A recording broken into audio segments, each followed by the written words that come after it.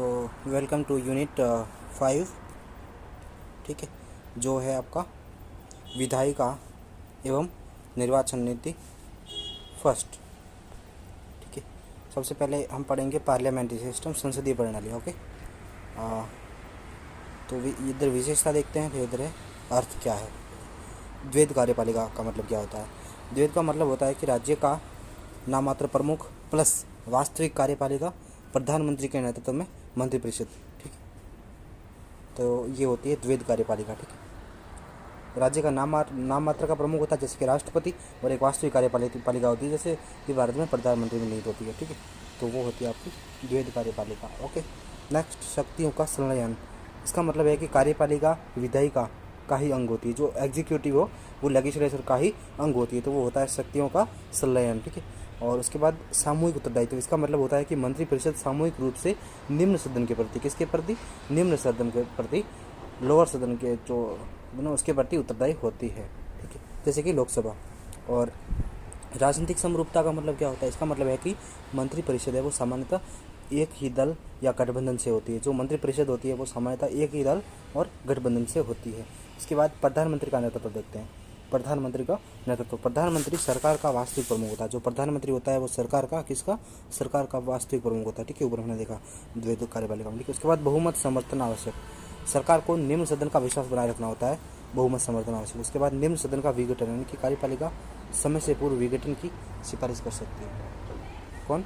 जो एग्जीक्यूटिव हो समय से पहले, समय से पूर्व विघटन की सिफारिश कर सकती है। उसके बाद मंत्रिमंडलीय गोपनीयता, यानी कि मंत्रिमंडल के निर्णयों से पूर्व विघटन की सिफारिश कर सकती है। ठीक है, उसके बाद मंत्रिमंडलीय गोपनीयता, मंत्रिमंडल के निर्णयों की गोपनीयता बनाए रखती है। ठीक है, उसके बाद लचीला कार्यकाल, यानी कि कार्यपालिका का कोई निश्चित कार्यकाल नहीं होता है, ये सदन के विश्वास पर निर्भर करता है। जब तक सदन का विश्वास प्राप्त है तब तक वो कार्यकाल में बनी रहेगी। ठीक है, तो इसको कहते हैं लचीला कार्यकाल। उसके बाद विपक्ष की मान्यता, यानी इसका मतलब है कि आपकी विपक्ष की संस्थागत भूमिका सुनिश्चित होती है। किसकी? विपक्ष की जो संस्थागत भूमिका होती है वो सुनिश्चित होती है, विपक्ष की मान्यता। और प्रश्नकाल एवं उत्तरदायित्व, यानी विधायिका कार्यपालिका को नियंत्रित करती है इसके द्वारा। ठीक है, तो ये अब देखते हैं संसदीय प्रणाली और राष्ट्रपति प्रणाली का तुलनात्मक अध्ययन। ठीक है, फर्स्ट ऑफ ऑल आधार देखते हैं, उसके बाद संसदीय प्रणाली और राष्ट्रपति प्रणाली देखते हैं। आधार क्या है? विधायिका एवं कार्यपालिका के बीच संबंध के आधार पर। क्या? विधायिका और कार्यपालिका के बीच संबंध के आधार पर, तो उसके आधार पर संसदीय प्रणाली में शक्तियों का संलयन होता है, जिसमें कार्यपालिका और विधायिका से उत्पन्न होती है। जो कार्यपालिका एग्जीक्यूटिव है वो विधायिका से ही उत्पन्न होती है। ठीक है, और राष्ट्रपति प्रणाली में क्या होता है? राष्ट्रपति प्रणाली में विधायिका और कार्यपालिका के बीच संबंध में शक्तियों का पृथक्करण होता है। इनकी कार्यपालिका विधायिका से स्वतंत्र होती है, यानी कि एग्जीक्यूटिव अलग होती है और जो लेजिस्लेचर है वो अलग होती है, स्वतंत्र होती है। तो ये देखा। उसके बाद कार्यपालिका की जो स्ट्रक्चर है एग्जीक्यूटिव की, कार्यपालिका की संरचना के आधार पर, इसमें संसदीय पार्लियामेंट्री सिस्टम में द्वैध कार्यपालिका होती है, यानी कि एक नाम मात्र का प्रमुख होता है और एक वास्तविक प्रमुख होता है, जैसे प्रधानमंत्री, और नाम मात्र का राष्ट्रपति या सम्राट, जैसे कि इंग्लैंड और भारत में। ठीक, उसके बाद राष्ट्रपति प्रणाली में एकल कार्यपालिका होती है, यानी कि राष्ट्रपति ही राज्य और सरकार दोनों का प्रमुख होता है। ठीक है, और उसके बाद हम देखेंगे कार्यपालिका का निर्वाचन, जो एग्जीक्यूटिव है उसके इलेक्शन के आधार पर संसदीय प्रणाली का कैसी होती है? ये संसदीय प्रणाली कार्यपालिका के निर्वाचन के आधार पर प्रधानमंत्री का जो है प्रत्यक्ष निर्वाचन नहीं होता है, जो प्राइम मिनिस्टर है उसका प्रत्यक्ष निर्वाचन नहीं होता है, उसे विधायिका द्वारा चुना जाता है। ठीक है, किसके द्वारा? विधायिका द्वारा चुना जाता है, जबकि राष्ट्रपति का प्रत्यक्ष या अप्रत्यक्ष रूप से जनता द्वारा निर्वाचन होता है। ठीक है, और उसके बाद कार्यकाल के आधार पर, कार्यकाल जो संसदीय प्रणाली उसका कोई निश्चित कार्यकाल नहीं होता है, यानी कि विधायिका में बहुमत और समर्थन पर निर्भर करता है। ठीक है, और वहीं पे अगर राष्ट्रपति प्रणाली में निश्चित कार्यकाल होता है 4-5 वर्ष का। ठीक है, उसके बाद उत्तरदायित्व के आधार पर जो संसदीय प्रणाली है, उत्तरदायित्व के आधार पर संसदीय प्रणाली कार्यपालिका सामूहिक रूप से विधायिका के प्रति उत्तरदायी होती है, और राष्ट्रपति प्रणाली में कार्यपालिका विधायिका के प्रति उत्तरदायी नहीं होती है। ठीक है, और कार्यपालिका का पक्षीयुत होना, ठीक है, इसमें प्रस्ताव द्वारा हटाया जा सकता है, इसके द्वारा अविश्वास प्रस्ताव द्वारा हटाया जा सकता है, जबकि राष्ट्रपति प्रणाली में केवल महाभियोग द्वारा, जबकि संसदीय प्रणाली में अविश्वास द्वारा। ठीक है, कार्यपालिका का पक्षीयुत। उसके बाद विधायिका की सदस्यता देखते हैं। विधायिका की सदस्यता, यानी कि मंत्री जो भी मंत्री बनेंगे उनको विधायिका का सदस्य होना आवश्यक या निर्धारित समय में बनना चाहिए, जैसे कि 6 माह। ठीक है, अगर कोई मंत्री बन गया है और किसी को मंत्री बनाया और वो सदस्य विधायिका का सदस्य नहीं है तो उसको 6 महीने के अंदर अंदर उसको सदस्यता लेनी जरूरी है, नहीं तो वो पद शून्य माना जाएगा। वहीं पे राष्ट्रपति और उसके जो सचिव होते हैं विधायिका के सदस्य नहीं हो सकते, मतलब जो किचन कैबिनेट कहते हैं हम अमेरिका की, क्योंकि जो भी राष्ट्रपति बनता है उनके जो सहयोगी होते हैं, उनके जो संबंधी होते हैं, उनके जो नज़दीकी लोग होते हैं, उन्हीं को है जो पद है और मंत्री पद है वो दिया जाता है, ठीक है। और वहीं पे ठीक है, जबकि पार्लियामेंट्री सिस्टम ऐसा नहीं होता है। और आगे देखते हैं विधेयक की सदस्यता हमने देखी, ये देख लिया, ठीक है। 25 होना विधेयकों की सदस्यता, मंत्रियों का विधेयक का सदस्य होना आवश्यक है, निर्धारित समय में होना, और राष्ट्रपति में ऐसा कुछ भी नहीं है कि सचिव है वो विधेयकों के सदस्य नहीं हो सकते। स्थिरता बनाम उत्तरदायित्व के बारे में देखते हैं, अधिक उत्तरदायी होती है परंतु कम स्तर होती है, स्टेबल नहीं होती। जो पार्लियामेंट्री सिस्टम है वो उत्तरदायित्व बहुत अधिक होती है, उत्तरदायित्व लेकिन स्थिर नहीं होती, स्टेबल नहीं होती, रिस्पॉन्सिबल होती बट नॉट स्टेबल, ठीक है, रिस्पॉन्सिबल बट नॉट स्टेबल, ठीक है, मतलब उतनी स्टेबल नहीं होती है, ठीक है। जबकि जो राष्ट्रपति प्रणाली, एक बार अगर राष्ट्रपति कोई बन गया अमेरिका का तो वो 4-5 साल तक वही रहेगा, ठीक है, सिर्फ ओनली, और उसको महाभियोग जो कठिन प्रक्रिया है बहुत ज़्यादा, तो उसके द्वारा है जो हटाया जा सकता, तो अधिक स्थिर होती है परंतु उत्तरदायी उतनी नहीं होती, क्योंकि उत्तरदायित्व कम होता है, क्योंकि उनको पता है कि हमारा कार्यकाल 4 साल का है, तो उत्तरदायित्व कम होता है इनका, ठीक है। उसके बाद स्थिरता बना उत्तरदायित्व हम देखा उदाहरण देखते हैं, जैसे कि भारत में है, यूनाइटेड किंगडम है, जापान में है और कनाडा में है, ठीक है। वहीं पे संयुक्त राज्य अमेरिका है, ब्राज़ील है, मैक्सिको में, इनमें क्या है, राष्ट्रपतीय प्रणाली है, ठीक है, जिसको हम अध्यक्ष प्रणाली भी कह सकते हैं। उसके बाद हम देखते हैं संसदीय प्रणाली, भारत बनाम ब्रिटेन, इंडिया और यूके में क्या डिफरेंस है, ठीक है, संसदीय प्रणाली में, ठीक है। संविधान की प्रकृति के आधार पर देखते हैं तो जो यूनाइटेड किंगडम है उसका संविधान अलिखित है, असंहिताबद्ध संविधान है, जो विधियों, परंपराओं और न्यायिक निर्णयों पर आधारित है, यानी कि जो भी न्यायालय निर्णय देता है, वर्डिक्ट देता है, तो उसके आधार पर जो असंहिताबद्ध और अलिखित है, ठीक है, परंपराओं पर आधारित है और विधियों पर आधारित है। जबकि भारत में एक लिखित और विस्तृत और क्लियर स्पष्ट संविधान है 1950, ठीक है। उसके बाद राज्य की प्रकृति देखते हैं तो जो यूनाइटेड किंगडम है वो एकात्मक राज्य है, यानी कि विकेंद्रीकरण के साथ है, डिसेंट्रलाइजेशन के साथ है। वहीं पे भारत को देखते हैं तो भारत में संघीय राज्य जिसमें एकात्मक झुकाव होता है, ठीक है, संघीय राज्य है भारत के जिसमें एकात्मकता की तरफ झुकाव ज़्यादा है, ठीक है। तो भारत में ये है राज्य की प्रकृति, ठीक है। उसके बाद राज्य का प्रमुख देखें तो इसमें वंशानुगत होता है, जो प्रमुख होता है राज्य का प्रमुख, ठीक है, राज्य का प्रमुख होता है वो वहाँ का सम्राट होता है, राजा या रानी, तो वो वंशानुगत होता है। वहीं पे अगर भारत में देखते हैं तो वो निर्वाचित होता है, गणतंत्र होता है, इनकी वंशानुगत नहीं होता, ठीक है, तो इसलिए रिपब्लिक होता है, इंडिया को रिपब्लिक कहते हैं, ठीक है। और संसदीय सर्वोच्चता का स्रोत के रूप में देखते हैं तो संसद विधिक रूप से सर्वोच्च है, यानी कि जो पार्लियामेंट है विधिक रूप से फर्स्ट आती है, ठीक है। वहीं पे अगर भारत में हम आते हैं तो संसदीय सर्वोच्चता उतनी नहीं है, जबकि संविधान की सर्वोच्चता भारत में क्या है, पार्लियामेंट्री की सुपरमेसी नहीं है, किसकी है, सुपरमेसी ऑफ द कॉन्स्टिट्यूशन है, supremacy of the Indian constitution, किसमें, भारत में, ठीक है। और संसद है वो न्यायिक पुनरावलोकन से सीमित है, संसद है वो सीमित है किससे, जुडिशल रिव्यू से, ठीक है, तो भारत में ये है। उसके बाद न्यायिक जुडिशल रिव्यू देखते हैं, न्यायिक पुनरावलोकन, यानी कि जो यूनाइटेड किंगडम है उसमें सीमित है, यानी कि न्यायालय संसद के अधिनियमों को निरस्त नहीं कर सकते। न्यायालय होती है वो इंग्लैंड में जो संसद द्वारा कोई भी अधिनियम बनाया गया, नियम बनाया गया है तो उसको निरस्त नहीं करते, यानी कि जो यूनाइटेड किंगडम में न्यायालय है वो उतनी पावरफुल नहीं है। वहीं अगर भारत में आते हैं तो सुप्रीम कोर्ट है वो उच्च न्यायालय द्वारा सशक्त और न्यायिक पुनरावलोकन देती है, जैसे कि बेसिक स्ट्रक्चर दिया, ठीक है, केशवानंद भारती वाले केस में, और समय समय पर ऐसे निर्णय देती रहती है, ठीक है। तो संसद द्वारा बनाया गया कोई भी कानून निरस्त कर सकती है भारतीय न्यायपालिका, लेकिन यूके में ऐसा नहीं है, ठीक है, इनकी कमजोर है न्यायपालिका यूके की। उसके बाद उच्च सदन देखते हैं, इसमें हाउस ऑफ लॉर्ड्स होता है, मुख्यतः नामित होता है, नॉमिनेटेड होता है, और वंशानुगत सदस्य इसमें भाग लेते हैं, किसमें, हाउस ऑफ लॉर्ड्स में, ठीक है, यूके में। और वहीं पे अगर हम भारत में देखते हैं उच्च सदन, देखो हाउस ऑफ लॉर्ड्स उच्च सदन, देखिए निम्न सदन कौन सा है, जैसे भारत में लोकसभा है तो वैसा है हाउस ऑफ कॉमन्स है, ठीक है। तो और वहीं पे अगर भारत में देखते हैं तो भारत में हाउस ऑफ लॉर्ड के जैसा क्या है, राज्यसभा है, इसमें आंशिक रूप से राज्य विधानसभा होता है, जो आंशिक रूप से राज्य की जो विधानसभा है उनके द्वारा जो निर्वाचित सदस्य होते हैं वो इसमें भाग लेते हैं या उसके मेंबर होते हैं, ठीक है। हाउस ऑफ लॉर्ड्स होते हैं उसमें वंशानुगत होते हैं, मुख्यतः वंशानुगत सदस्य और नॉमिनेट होते हैं, ठीक है। तो ये हाउस ऑफ लॉर्ड्स, और उसके समकक्ष भारत में कौन सा है, राज्यसभा, ठीक है, उच्च सदन। उसके बाद केंद्र और राज्य के बीच संबंध कैसा है, तो अगर यूके में आपका जो शक्तियों का संघीय विभाजन नहीं होता है, शक्तियों का संघीय विभाजन नहीं है, यानी कि जो संसद है, पार्लियामेंट है, वही सर्वोच्च है, ठीक है। तो सुपरमेसी ऑफ पार्लियामेंट है यूके में। वहीं पे अगर भारत में आते हैं तो भारत में संघ है, राज्य एवं संवर्ती सूचियों के माध्यम से स्पष्ट संवैधानिक विभाजन किया गया है। ठीक है, संघ सूची बनाई गई है जो जिस प्रकार से ओनली केंद्र कानून बना सकती है। उसके बाद एक संवर्ती सूची बनाई गई है जिसपे केंद्र और राज्य दोनों कानून बना सकते हैं, लेकिन दोनों में टकराव की स्थिति में केंद्र का जो कानून है वो उसको उनको प्राथमिकता दी जाएगी, और जो राज्य सूची उसमें राज्य कानून बना सकता है। और इमरजेंसी काल में है जो इमरजेंसी अगर किसी राज्य में आपातकाल लग गया तो ऐसी स्थिति में जो केंद्र है वो भी कानून उसमें बना सकता है। ठीक है, और उसके आगे देखते हैं प्रधानमंत्री का पद देखते हैं, तो पोस्ट ऑफ प्राइम मिनिस्टर। तो इसमें जो यूनाइटेड किंगडम है उसमें परंपरा द्वारा होता है। ठीक है, जबकि भारत में संवैधानिक मान्यता प्राप्त है। ठीक है, कौन सा आर्टिकल 74 और 75। ठीक है, उसके बाद मंत्रिमंडलीय प्रणाली कैसी है। ठीक है, और मंत्रिमंडलीय प्रणाली में देखें तो जो यूके है, यूनाइटेड किंगडम में संसदीय शासन का उद्गम एवं आदर्श मॉडल है। संसदीय शासन का उद्गम और आदर्श मॉडल है मंत्रिमंडलीय प्रणाली में, जबकि भारत में यूनाइटेड किंगडम से ग्रहण एवं अनुकूलित है। इन्हीं से ग्रहण किया गया है, लेकिन भारत की स्थितियों के अनुसार उसको एडॉप्ट किया गया है, अनुकूलन किया गया। ठीक है, एडोप्टेशन भारत की परिस्थितियों के अनुसार। ठीक है, और उसके बाद मंत्रिमंडलीय सामूहिक उत्तरदायित्व, मंत्रिमंडलीय प्रणाली आपने देखी। सामूहिक उत्तरदायित्व देखते हैं। सामूहिक उत्तरदायित्व में ये परंपरा पर आधारित सिद्धांत है। ठीक है, यूनाइटेड किंगडम में, यूके में, ब्रिटेन में, इंग्लैंड में क्या है, परंपरा आधारित, ब्रिटिश में परंपरा आधारित सिद्धांत है।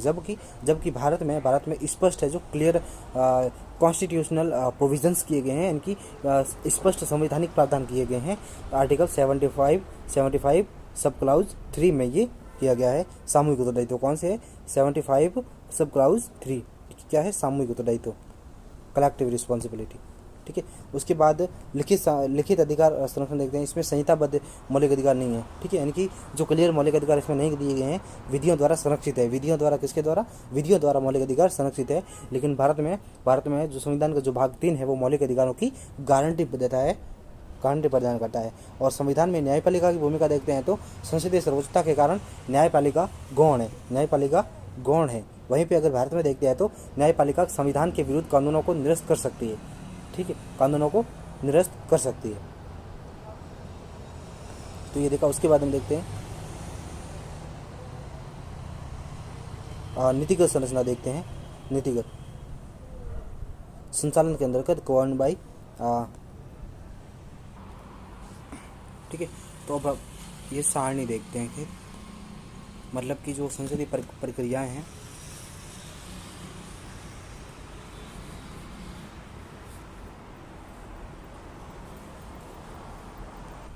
मतलब पूरी इस सारणी में ये दिया गया कि जो हमारी संसदीय प्रक्रियाएं हैं, या जो हमारी संसद और जो चुनावी प्रक्रियाएं हैं, वो किन किन नियमों के तहत या किन कानूनों द्वारा जो नियंत्रित होती है। ठीक है, तो वो देखते हैं। सबसे पहले आता है आपका संविधान। ठीक, कॉन्स्टिट्यूशन। इसमें इसके बाद विभिन्न वैधानिक नियम आते हैं और उनके अधीन बनाए गए नियम आते हैं, जैसे कि जनप्रतिनिधि अधिनियम 1950 और 1951। ठीक है, उसके बाद राष्ट्रपति उपराष्ट्रपति निर्वाचन अधिनियम 1952। ठीक है, संसद के पदाधिकारियों के वेतन भत्ते अधिनियम 1953 और सांसदों के वेतन भत्ते पेंशन अधिनियम 1954, अयोग्यता निवारण अधिनियम 1959, लाभ का पद। ठीक है, और विपक्ष के नेता के वेतन भत्ते पेंशन अधिनियम 1977, नेता एवं मुख्य सचेतक सुविधाएं अधिनियम 1998। ठीक है, उसके बाद आती है संबंधित सदनों के कार्य संचालन नियम। ठीक है, और उसके बाद राष्ट्रपति एवं अध्यक्ष द्वारा बनाए गए नियम कानून। और देन आती है संवैधानिक परंपराएं होती है, यानी कि मतलब संवैधानिक परंपरा। चलो आगे देखते हैं। ये जो उसके बाद इनका जो कार्यान्वयन है, मतलब इन सब का जो कार्यान्वयन है वो कौन करेगा, निर्वाचन आयोग करेगा। उनके अंडर में ये सारे कानून। ठीक है, मतलब जैसे जो जन प्रतिनिधित्व अधिनियम 1950 है, ये क्या बताता है, ये बताता है कि ये कानून तय करते हैं कि मतदाता कौन होगा, चुनाव कैसे लड़ जाएगा। ठीक है, ये बताता है। उसके बाद राष्ट्रपति और उपराष्ट्रपति निर्वाचन अधिनियम 1952, इसमें इसके चुनाव की प्रक्रिया को नियंत्रित करता है ये। ठीक है, कौन, निर्वाचन आयोग। उसके बाद वेतन भत्ते, ये लाभ के पद, विवादों को सुलझाने और अयोग्यता तय करने के नियम बताता है। ठीक है, लाभ का पद, तो इसी प्रकार ये सब है। ठीक है, उसके बाद कुछ संसदीय नियम होते हैं दोनों सदनों, यानी दोनों सदनों और जैसे लोकसभा और राज्यसभा के काम करने के जो आंतरिक नियम होते हैं वो। ठीक है, संसदीय कार्य मंत्रालय आता है।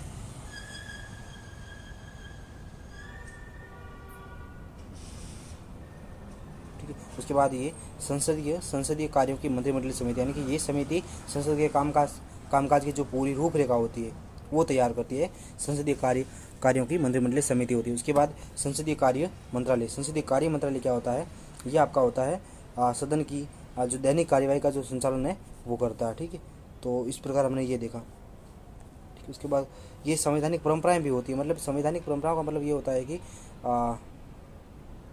मतलब ऐसी प्रथाएं जो लिखित कानून नहीं है लेकिन लंबे समय से चली आ रही है और उन्हें संसद में मतलब उसी सम्मान के साथ है जो मतलब निभाया जाता है, अपनाया जाता है, तो वो आते हैं। ठीक है, तो ये सारा देखा हमने। उसके बाद हम देखते हैं ये वाली सारणी। ठीक है, तो अब इस सारणी को समझते हैं। कंपोज्ड ऑफ पार्लियामेंट, यानी कि जो संसद है उसकी संरचना देखते हैं। ठीक है, सबसे पहले आता है आपका प्रेसिडेंट, जो राष्ट्रपति है। ठीक है, ये मतलब आर्टिकल 79 के अनुसार भारतीय संसद 3 अंगों से मिलकर बनी होती है, जिसमें राष्ट्रपति भी शामिल होता है। ठीक है, ध्यान रखना, राष्ट्रपति भी संसद में शामिल होता है, संसद के भाग में। ठीक है, और जो प्रेसिडेंट होता है वो भले ही संसद के किसी सदस्य के सदस्य नहीं होते, लेकिन संसद का एक अभिन्न अंग जरूर होते हैं। ध्यान रखना, ये सदस्य भले ही नहीं होते हैं लेकिन संसद का अंग जरूर होते हैं, पार्ट ऑफ द पार्लियामेंट जरूर होते हैं। ठीक है, और कोई भी विधेयक या बिल है वो तब तक कानून नहीं बन सकता जब तक राष्ट्रपति उस पर हस्ताक्षर नहीं करते। ठीक है, तो एक संसद का एक अभिन्न अंग है प्रेसिडेंट। उसके बाद आता है लोकसभा आपका जनता का निचला सदन है, हाउस ऑफ द पीपल है। उसके बाद राज्यसभा आता है। ठीक है, ये काउंसिल ऑफ स्टेट है, राज्यों का जो ऊपरी सदन होता है, राज्यों का ऊपरी सदन होता है ये। ठीक है, और उसके बाद इन सदनों का आंतरिक जो और भी स्ट्रक्चर होता है। अंदर देखते हैं तो स्पीकर होता है, अध्यक्ष होता है लोकसभा का, और उसकी सहायता के लिए मतलब उसकी अनुपस्थिति में एक डिप्टी स्पीकर होता है। ठीक है, और इन दोनों की सहायता के लिए एक चेयर पैनल होता है। ठीक है, जो इनकी सहायता करता है।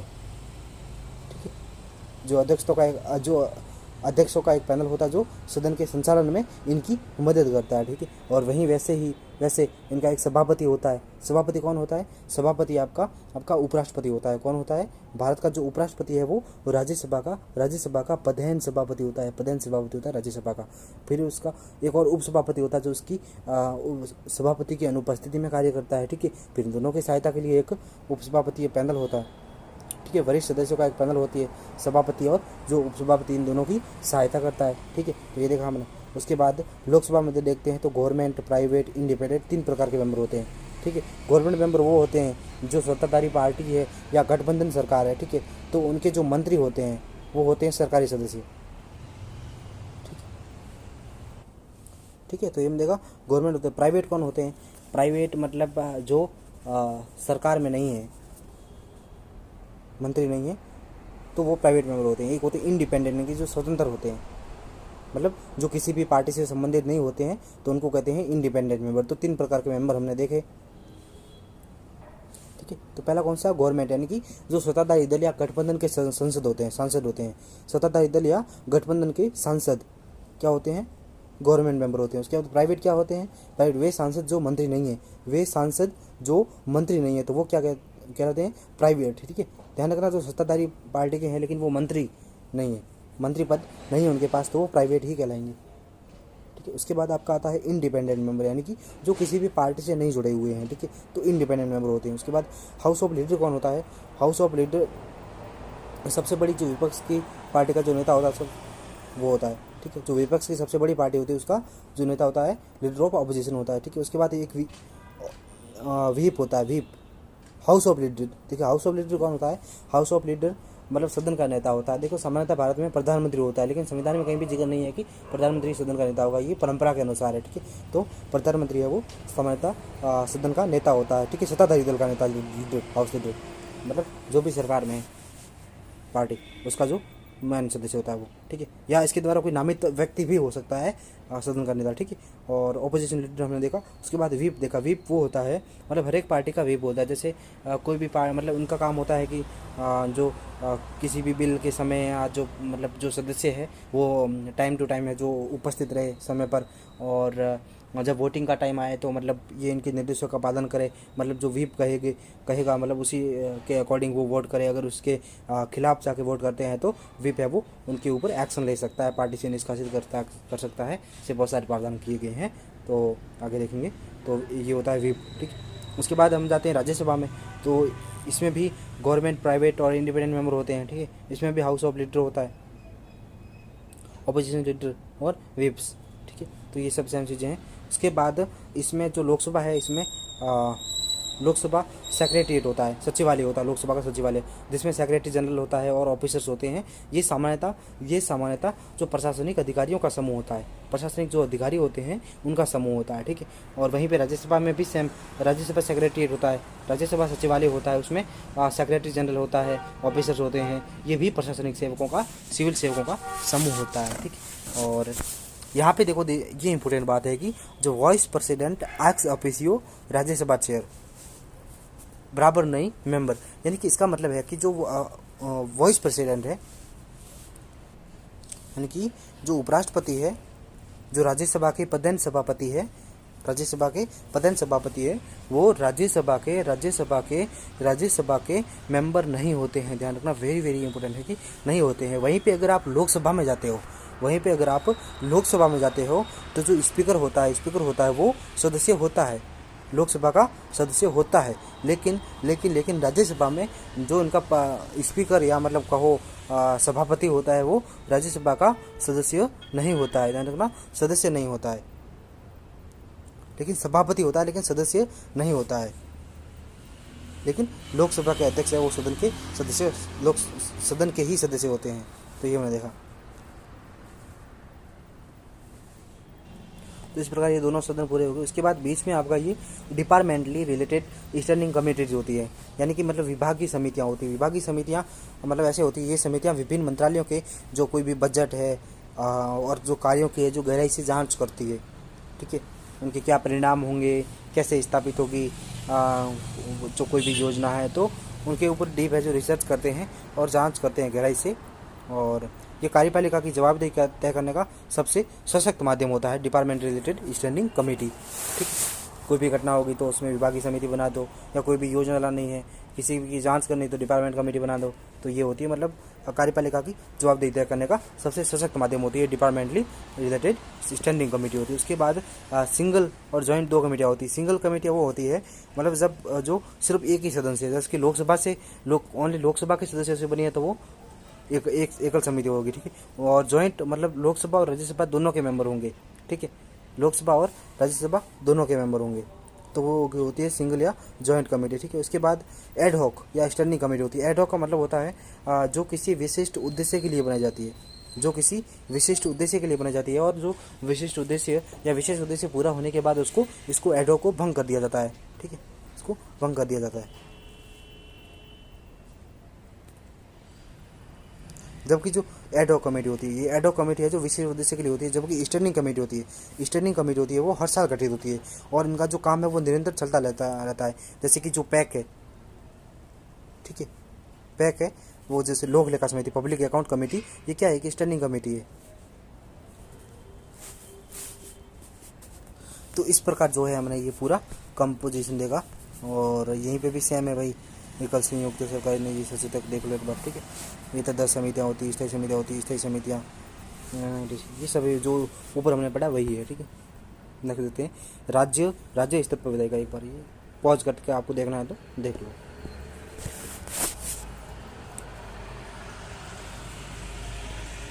नेक्स्ट देखते हैं हम राज्य स्तर पर विधायिका। देखते हैं क्या राज्य स्तर पर विधायिका। निर्वाचन प्रबंधन, यानी कि संसद, राज्य और विधानमंडलों के लिए निर्वाचन नामावली, यानी कि इलेक्टोरल रोल्स और चुनावों का संचालन भारत निर्वाचन आयोग, इलेक्शन कमीशन ऑफ इंडिया के अधीन होता है, ठीक है। परिसीमन, डिलिमिटेशन, यानी कि इसमें दोनों निम्न सदनों, यानी कि लोकसभा और विधानसभा के लिए, लोकसभा और विधानसभा के लिए निर्वाचन क्षेत्रों की संख्या और उसके आकार का निर्धारण परिसीमन आयोग कौन करता है? डिलिमिटेशन कमीशन द्वारा किया जाता है। और संवैधानिक समानता देखें तो सामान्यतः संघ संसद के संदर्भ में राष्ट्रपति की जो भूमिका और स्थिति है, राज्य स्तर पर राज्य विधानमंडलों के संदर्भ में राज्यपाल की स्थिति वैसी ही अनुरूप होती है। प्रक्रियात्मक नियम देखते हैं। दोनों स्तरों की विधायिकाएं अपने स्वयं के कार्य संचालन नियम, रूल्स और प्रोसीजर्स बनाती है और वे एक दूसरे पर अपने नियम है वो नहीं थोपते हैं। ठीक है। नियमों का अभाव। यदि राज्य विधानमंडलों ने अपने नियम नहीं बनाए हैं तो ब्रिटिश शासन के दौरान प्रांत और जो प्रोविंस पर जो लागू होने वाले नियम है वो प्रभावी रहते हैं। अध्यक्ष का विवेकाधिकार, यानी कि यदि विधानमंडल ने नियम बनाए हैं, विधानमंडल ने नियम बनाए हैं तो लेकिन किसी विशिष्ट स्थिति के लिए किसी स्पेशल परिस्थिति के लिए, कंडीशंस के लिए कोई नियम मौजूद नहीं है तो आगे बढ़ने के तरीकों पर जो विधानसभा अध्यक्ष है, स्पीकर होता है विधानसभा का, उसके पास ये विवेकाधिकार होता है। ठीक है। तो जो आगे बढ़ने के तरीके पर किसका विवेकाधिकार होता है, वो होता है विधानसभा अध्यक्ष का विवेकाधिकार होता है। मतलब वो है जो नियम तय कर सकता है और वह संबंधित लोकसभा के नियम का अनुसरण कर सकता है।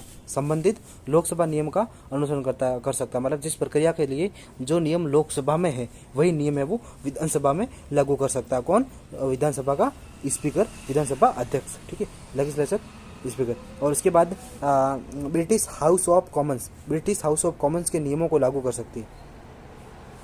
ब्रिटिश हाउस ऑफ कॉमन्स के नियमों को लागू कर सकती है या स्वयं कोई अलग निर्णय रूलिंग दे सकती है। सदनों की संरचना देखते हैं। जहां सदन अनिवार्य रूप से द्विसदनीय बाइकैमरल, यानी कि जहां संसद अनिवार्य रूप से द्विसदनीय बाइकैमरल है तो वहीं राज्य विधानमंडलों के लिए अनिवार्य नहीं है। क्योंकि भारत में तो अनिवार्य है, मतलब लोकसभा है तो राज्यसभा भी होगी। ठीक है।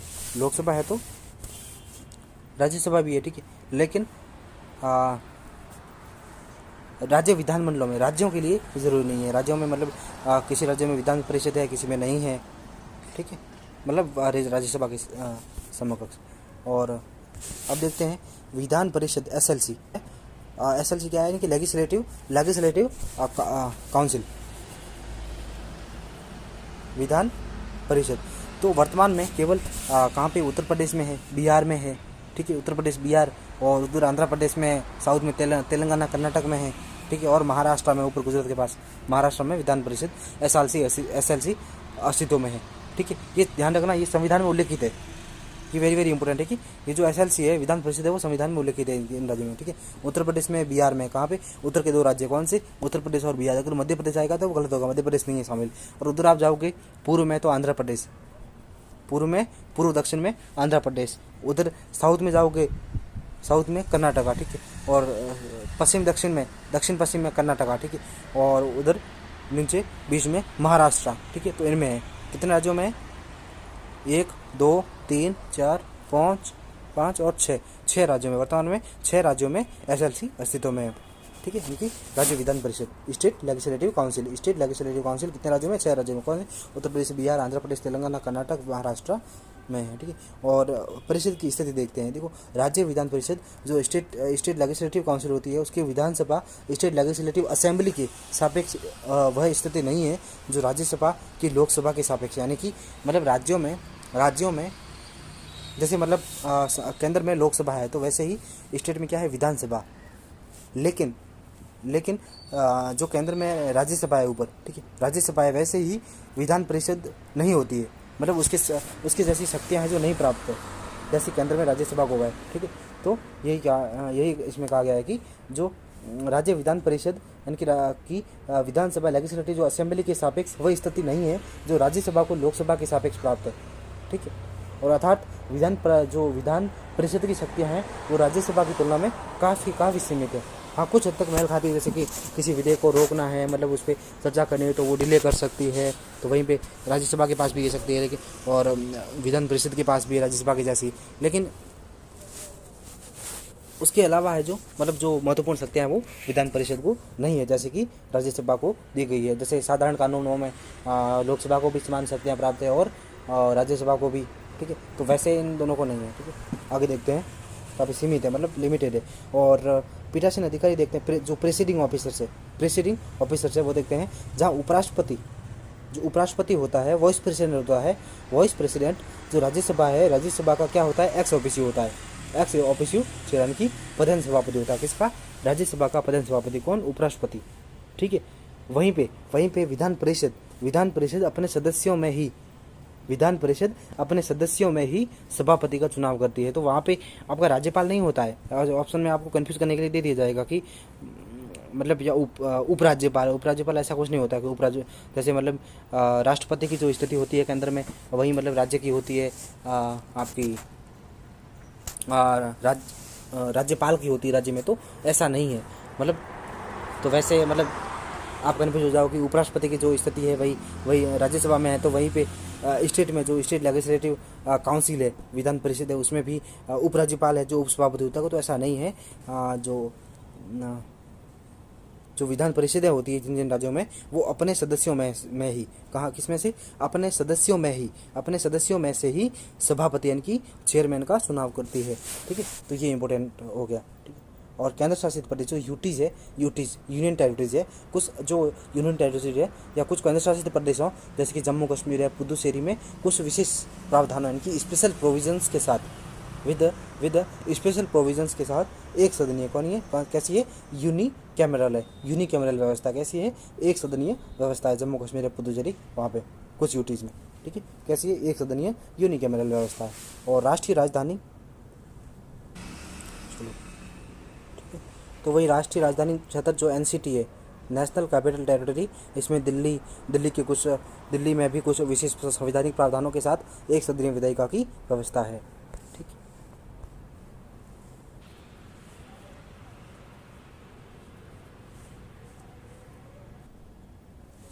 है।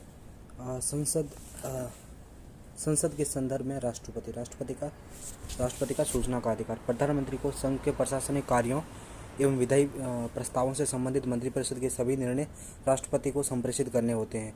यह आर्टिकल 78 में कहा गया है। ठीक है। और प्रधानमंत्री पर यह दायित्व है, किस पर? प्रधानमंत्री पर यह दायित्व है कि राष्ट्रपति द्वारा मांगी गई संघ के प्रशासन एवं विधायी प्रस्तावों से संबंधित सूचनाएं उपलब्ध कराइए। आर्टिकल 78 में ये भी।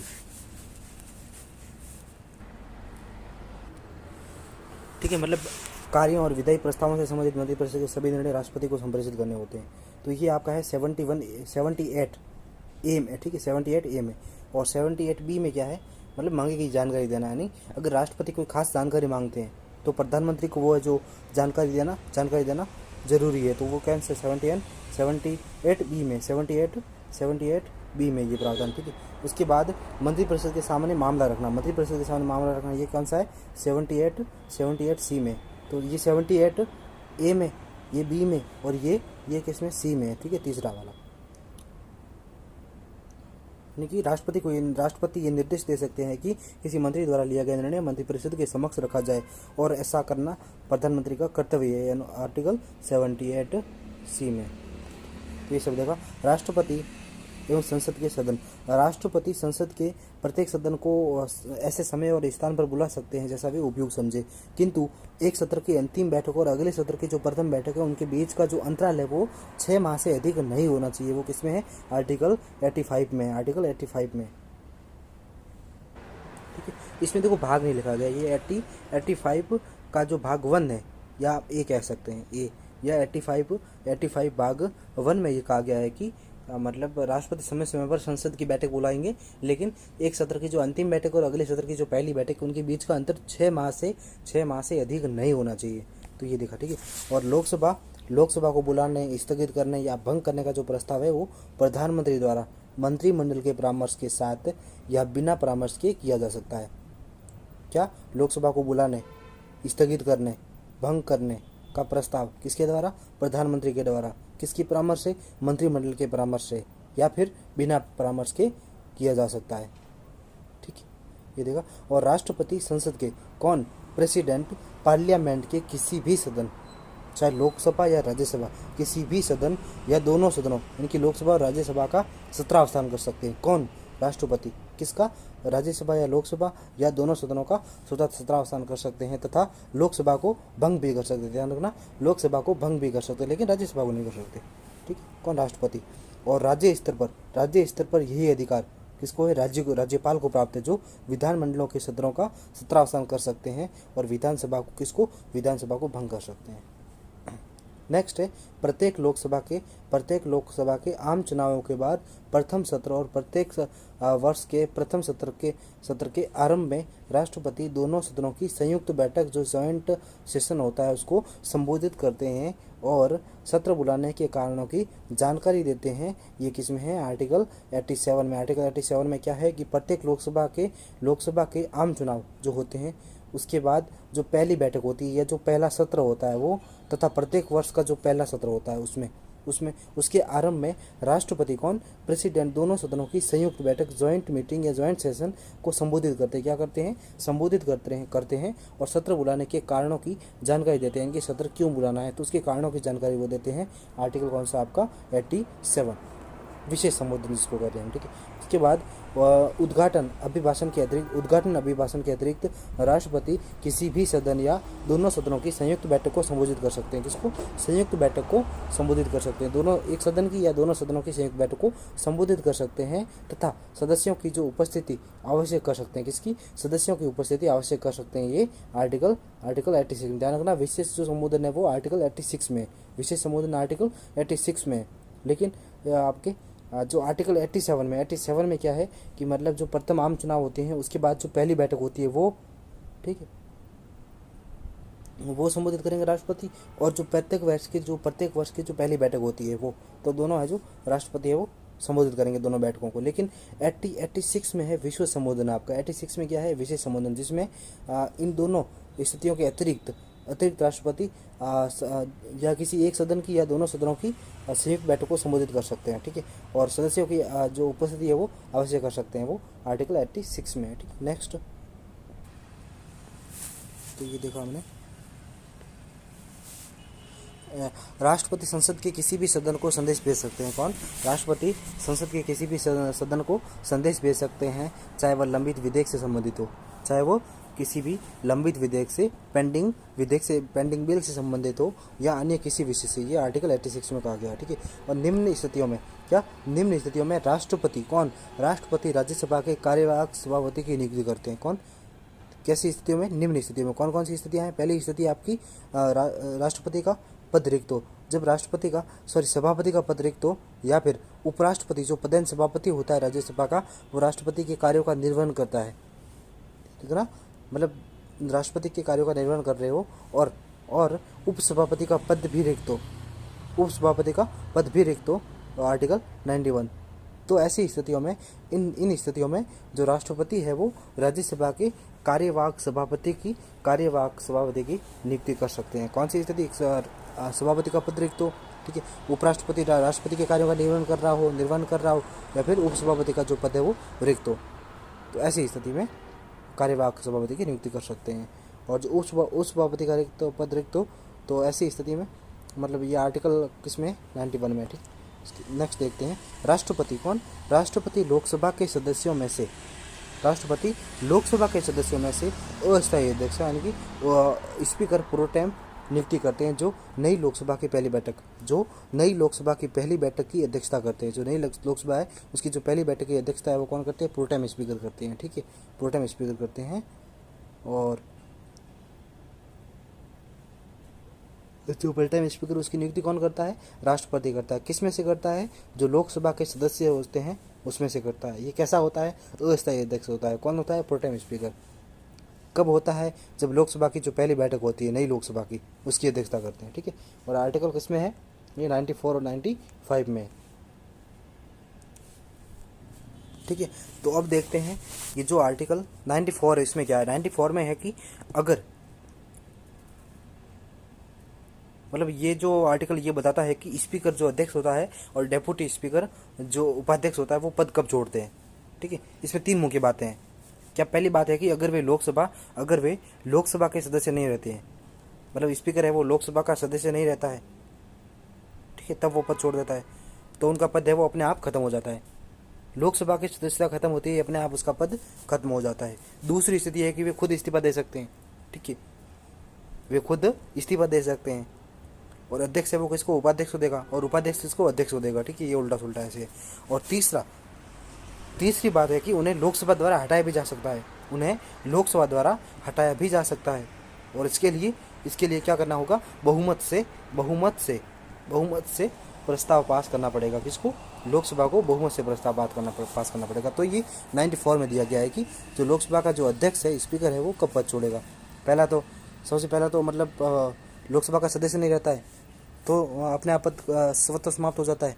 दूसरी स्थिति में अगर वो मतलब खुद इस्तीफा दे सकता है। और तीसरा, लोकसभा द्वारा हटाया जा सकता है बहुमत से प्रस्ताव थे। और 95 के बारे में क्या है, 95 ये अध्यक्ष की अनुपस्थिति में काम है, यानी कि ये बताता है कि अगर अध्यक्ष मौजूद नहीं है तो काम कौन करेगा। ठीक है, इसमें पहली बात है कि अगर अध्यक्ष का पद है जो खाली है, अगर जो अध्यक्ष है उसका पद, अध्यक्ष का पद खाली है स्पीकर का, तो डेप्यूटी स्पीकर उसके काम करेगा, डेप्यूटी स्पीकर उसकी जगह काम करेगा। लेकिन अगर स्पीकर और डेप्यूटी स्पीकर दोनों नहीं है, अगर डेप्यूटी स्पीकर भी नहीं है तो कौन करेगा, तो राष्ट्रपति तो क्या होगा, राष्ट्रपति किसी सदस्य को अस्थायी रूप से नियुक्त करेगा। तो ये किसमें, 95 में राष्ट्रपति किसी अस्थायी अध्यक्ष को नियुक्त करेगा, ये 95 में है। ठीक है, और तीसरा है कि अगर सिर्फ बैठक के समय अध्यक्ष अनुपस्थित है, मतलब जो अध्यक्ष है वो सिर्फ बैठक के समय अनुपस्थित है, तो जो डेप्यूटी स्पीकर है या कोई अन्य सदस्य अध्यक्षता करेगा। तो 94 में क्या है, 94 में आपका पद खाली यानी कि हटाना, वैकेंसी और रिमूवल का है। 95 में काम कौन करेगा, एक्टिंग जो स्पीकर है वो कौन होगा, तो उसके लिए आगे देखते हैं। और संसद के प्रत्येक सदस्य को और सदन में बैठने से पूर्व राष्ट्रपति या उसके द्वारा नियुक्त व्यक्ति के समक्ष शपथ या प्रतिज्ञा करना आवश्यक है, ये आर्टिकल 99 कहता है। ठीक है, क्या कहता है कि संसद के प्रत्येक सदस्य को संसद के प्रत्येक सदस्य को सदन में बैठने से पूर्व राष्ट्रपति या राष्ट्रपति के द्वारा नियुक्त किसी व्यक्ति के समक्ष शपथ या प्रतिज्ञा करना आवश्यक होता है, ये आर्टिकल 99 में है। यानी कि मतलब सिंपल भाषा में समझो, 99 क्या कहता है कि मतलब संसद लोकसभा हो राज्यसभा को, मतलब उनका कोई भी सदस्य तब तक अपना काम, मतलब जैसे कि वो उसमें बैठना है, भाग लेना है मीटिंग में, सेशन में, और वोट देना है, वो तब तक नहीं कर सकता जब तक कि वह शपथ जो ओथ और प्रतिज्ञा जो अफर्मेशन होती है वो न ले। शपथ कौन दिलाता है, इसमें कहा गया कि राष्ट्रपति दिलाएगा है, राष्ट्रपति द्वारा नियुक्त कोई किसी भी व्यक्ति द्वारा। ठीक है, यानी कि आसान भाषा में तो पहले शपथ लो, फिर संसद में बैठो और वोट करो। ठीक है, नेक्स्ट देखते हैं धन विधेयक को छोड़कर अन्य विधेयकों पर संसद के दोनों सदनों में मतभेद होने पर राष्ट्रपति है वो संयुक्त बैठक बुला सकते हैं। वेरी वेरी इंपॉर्टेंट है। जो संयुक्त बैठक है वो 108 में राष्ट्रपति बुलाता है, वो किसमें, धन विधेयक को छोड़कर। ध्यान रखना, धन विधेयक में संयुक्त बैठक का प्रावधान नहीं होता है, और धन विधेयक में जो लोकसभा की पावर है वो राज्यसभा की अपेक्षा ज़्यादा होती है। और जो धन विधेयक है वो राष्ट्रपति की पूर्व जो सिफारिश है या अनुशंसा है, या हम कह सकते हैं जो प्रायर रिकमेंडेशन है उसके बाद है जो पेश होता है। तो जॉइंट मतलब उसमें राष्ट्रपति को अनुमति देना भी जरूरी होता है। तो धन विधेयक को छोड़कर, तो धन विधेयक में किसी भी प्रकार की कोई मतलब जॉइंट जो मीटिंग है वो संयुक्त बैठक नहीं होती है। ठीक है, तो अन्य विधेयकों पर जो अन्य किसी भी प्रकार, चाहे वो वित्त विधेयक हो, तो अन्य विधेयकों पे मतभेद होने पर, वित्त विधेयक में क्योंकि दोनों को समान शक्तियां प्राप्त है, तो वित्त विधेयकों में मतभेद होने पर राष्ट्रपति संयुक्त बैठक है वो बुला सकते हैं, ये 108 में कहा गया। ठीक है, ठीक है, इसमें बात याद रखो कि धन विधेयक वो राष्ट्रपति की पूर्व सिफारिश की प्रायर रिकमेंडेशन के बाद ही प्रस्तुत होता है, पेश होता है। ठीक है, और संयुक्त बैठक एवं दोनों बैठकों के बीच जो संचार हेतु, कम्युनिकेशन हेतु जो प्रक्रिया हेतु नियम है वो राष्ट्रपति द्वारा राज्यसभा के सभापति और लोकसभा के अध्यक्ष के परामर्श कर बनाए गए हैं। ये 118(3) में है, 118 भाग 3 में है। ठीक है, इन्हें संसद के सदन संयुक्त बैठक संचार का नियम कहा गया है। ठीक है, संयुक्त बैठक के लिए दोनों सदनों के बीच मतलब जो कम्युनिकेशन की प्रक्रिया है तो जो नियम है वो राष्ट्रपति द्वारा किसके द्वारा बनाए जाएंगे, राष्ट्रपति द्वारा बनाए जाएंगे। और किसके परामर्श से, राज्यसभा के सभापति, जो राज्यसभा का सभापति और लोकसभा का जो अध्यक्ष है उसके परामर्श कर बनाए गए हैं। और इन्हें संसद के सदन संयुक्त बैठक के नियम कहा जाता है। ठीक है, राष्ट्रपति की अनुशंसा आवश्यक निम्न मामलों में, ये जो मामले दिए गए इसमें राष्ट्रपति की जो अनुशंसा है, राष्ट्रपति की अनुशंसा के बिना विधेयक प्रस्तुत या विचलित नहीं किया जा सकता। कौन कौन से है, पहला वित्तीय मामलों से संबंधित, कोई भी वित्तीय मामलों से संबंधित विधेयक है एवं संशोधन जिसमें धन विधेयक शामिल है, जैसे 110 से 117 है। ध्यान दें, कर में कमी मतलब कोई भी टैक्स है, टैक्स में अगर कमी करनी है या टैक्स को समाप्त करना है, उससे संबंधित संशोधन हेतु अनुशंसा आवश्यक नहीं होती है। अगर कर में टैक्स में कमी करनी है, अगर कोई किसी भी प्रकार की टैक्स है वो समाप्त करना है, तो उसमें किसी भी प्रकार की अनुशंसा आवश्यक नहीं होती है। बाकी वित्तीय मामलों से संबंधित विधेयक होते हैं, ये संशोधन होते हैं, जिसमें धन विधेयक भी शामिल होता है। आर्टिकल 110 और 117, इसमें राष्ट्रपति को जो प्रायर रिकमेंडेशन है, जो पूर्व अनुशंसा है, वो जरूरी होती है, मस्ट होती है, 110 और 117। और इसमें आपको एक चीज़ और याद रखनी है, आपका 117 देखो, ये तो है ही मतलब धन विधेयक वाला, ठीक है। लेकिन 117 में एक आता है, 117(1) में आता है और 117(3) में आता है, भाग 3 में, ठीक है। तो ये दो प्रकार के होते हैं, ठीक है। तो जो 117(1) में है, 117(1) में है, यानी कि इसमें मनी बिल जैसा होता है, जो धन विधेयक जैसा भी प्रोविजंस को शामिल होता है, उसमें प्लस एक्स्ट्रा में कुछ और चीज़ें होती है, एक्स्ट्रा में कुछ और चीज़ें या बातें होती है, तो वो होता है 117 में, 117(1) में जाएगा, 117(1) में जाएगा। और इसमें क्या होता है, इसमें जो राष्ट्रपति है, प्रेसिडेंट की जो रिकमेंडेशन है, पूर्व रिकमेंडेशन है, प्रायर रिकमेंडेशन, वो जरूरी होती है। और प्लस एक और इम्पोर्टेंट बात याद रखनी है कि जो 117(1) वाला है, वो ओनली एंड ओनली लोकसभा में पेश होगा, ओनली और ओनली जो पहले मतलब फर्स्ट टाइम में जो पहला स्टेज है, उसमें लोकसभा में ही पेश होगा। ये जैसे शुरुआती चरण में ये राज्यसभा में नहीं जाएगा, राज्यसभा में नहीं पेश हो सकता। लेकिन 117(3) पर आते हैं। 117(3) है क्या, ये देख लेते हैं।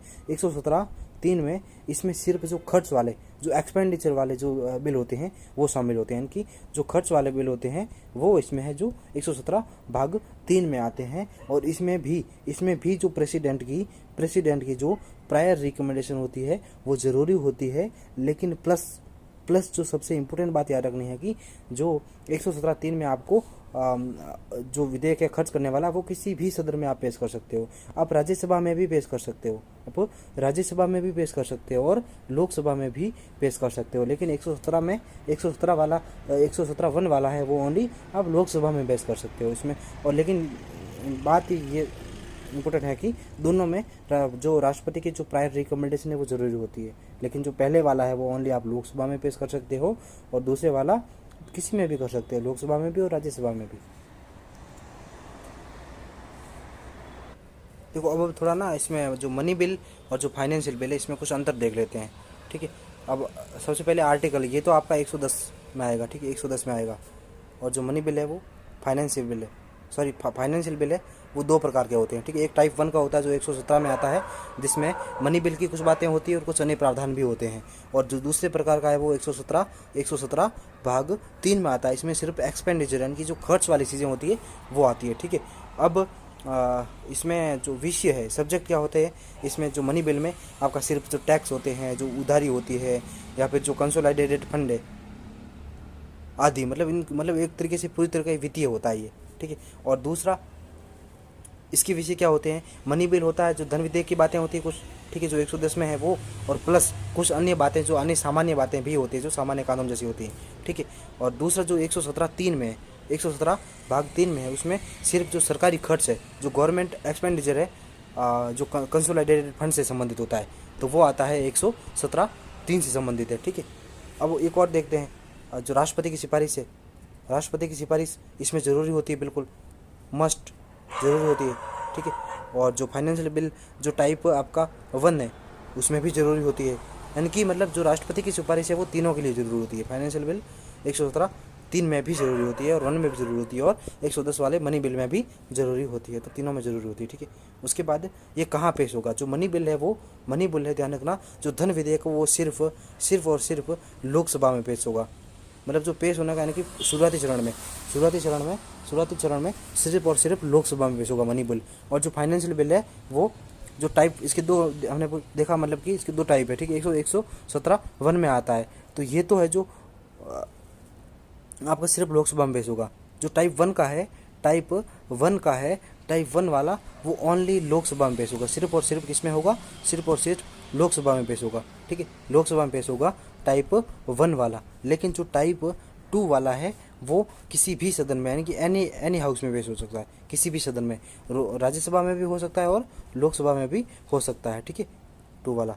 उसके बाद राज्यसभा की भूमिका क्या है? राज्यसभा की भूमिका जो मनी बिल है 110 में है, मनी बिल में सिर्फ सुझाव दे सकती है, वो भी 14 दिनों के अंदर अंदर।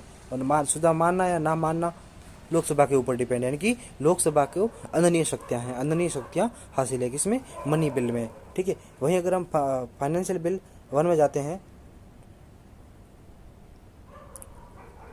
फाइनेंशियल बिल जो भाग 1 है, टाइप 1, उसमें पूरी शक्ति दी गई है, अमेंड भी कर सकती है और रिजेक्ट भी कर सकती है, जानकर उसमें संशोधन भी कर सकती है। ठीक है, संशोधन भी कर सकती है और रिजेक्ट भी कर सकती है। ठीक है, रिजेक्ट भी कर सकती है। और वही भी 117 भाग 3 इसका है, उसमें भी वही शक्तियाँ प्राप्त है, अमेंड भी कर सकती है, रिजेक्ट भी कर सकती है। ठीक है, उसके बाद स्पीकर का निर्णय, स्पीकर का निर्णय जो मनी बिल होता है आपका 110 में है, मनी बिल है, मनी बिल में इसमें अंतिम होता है।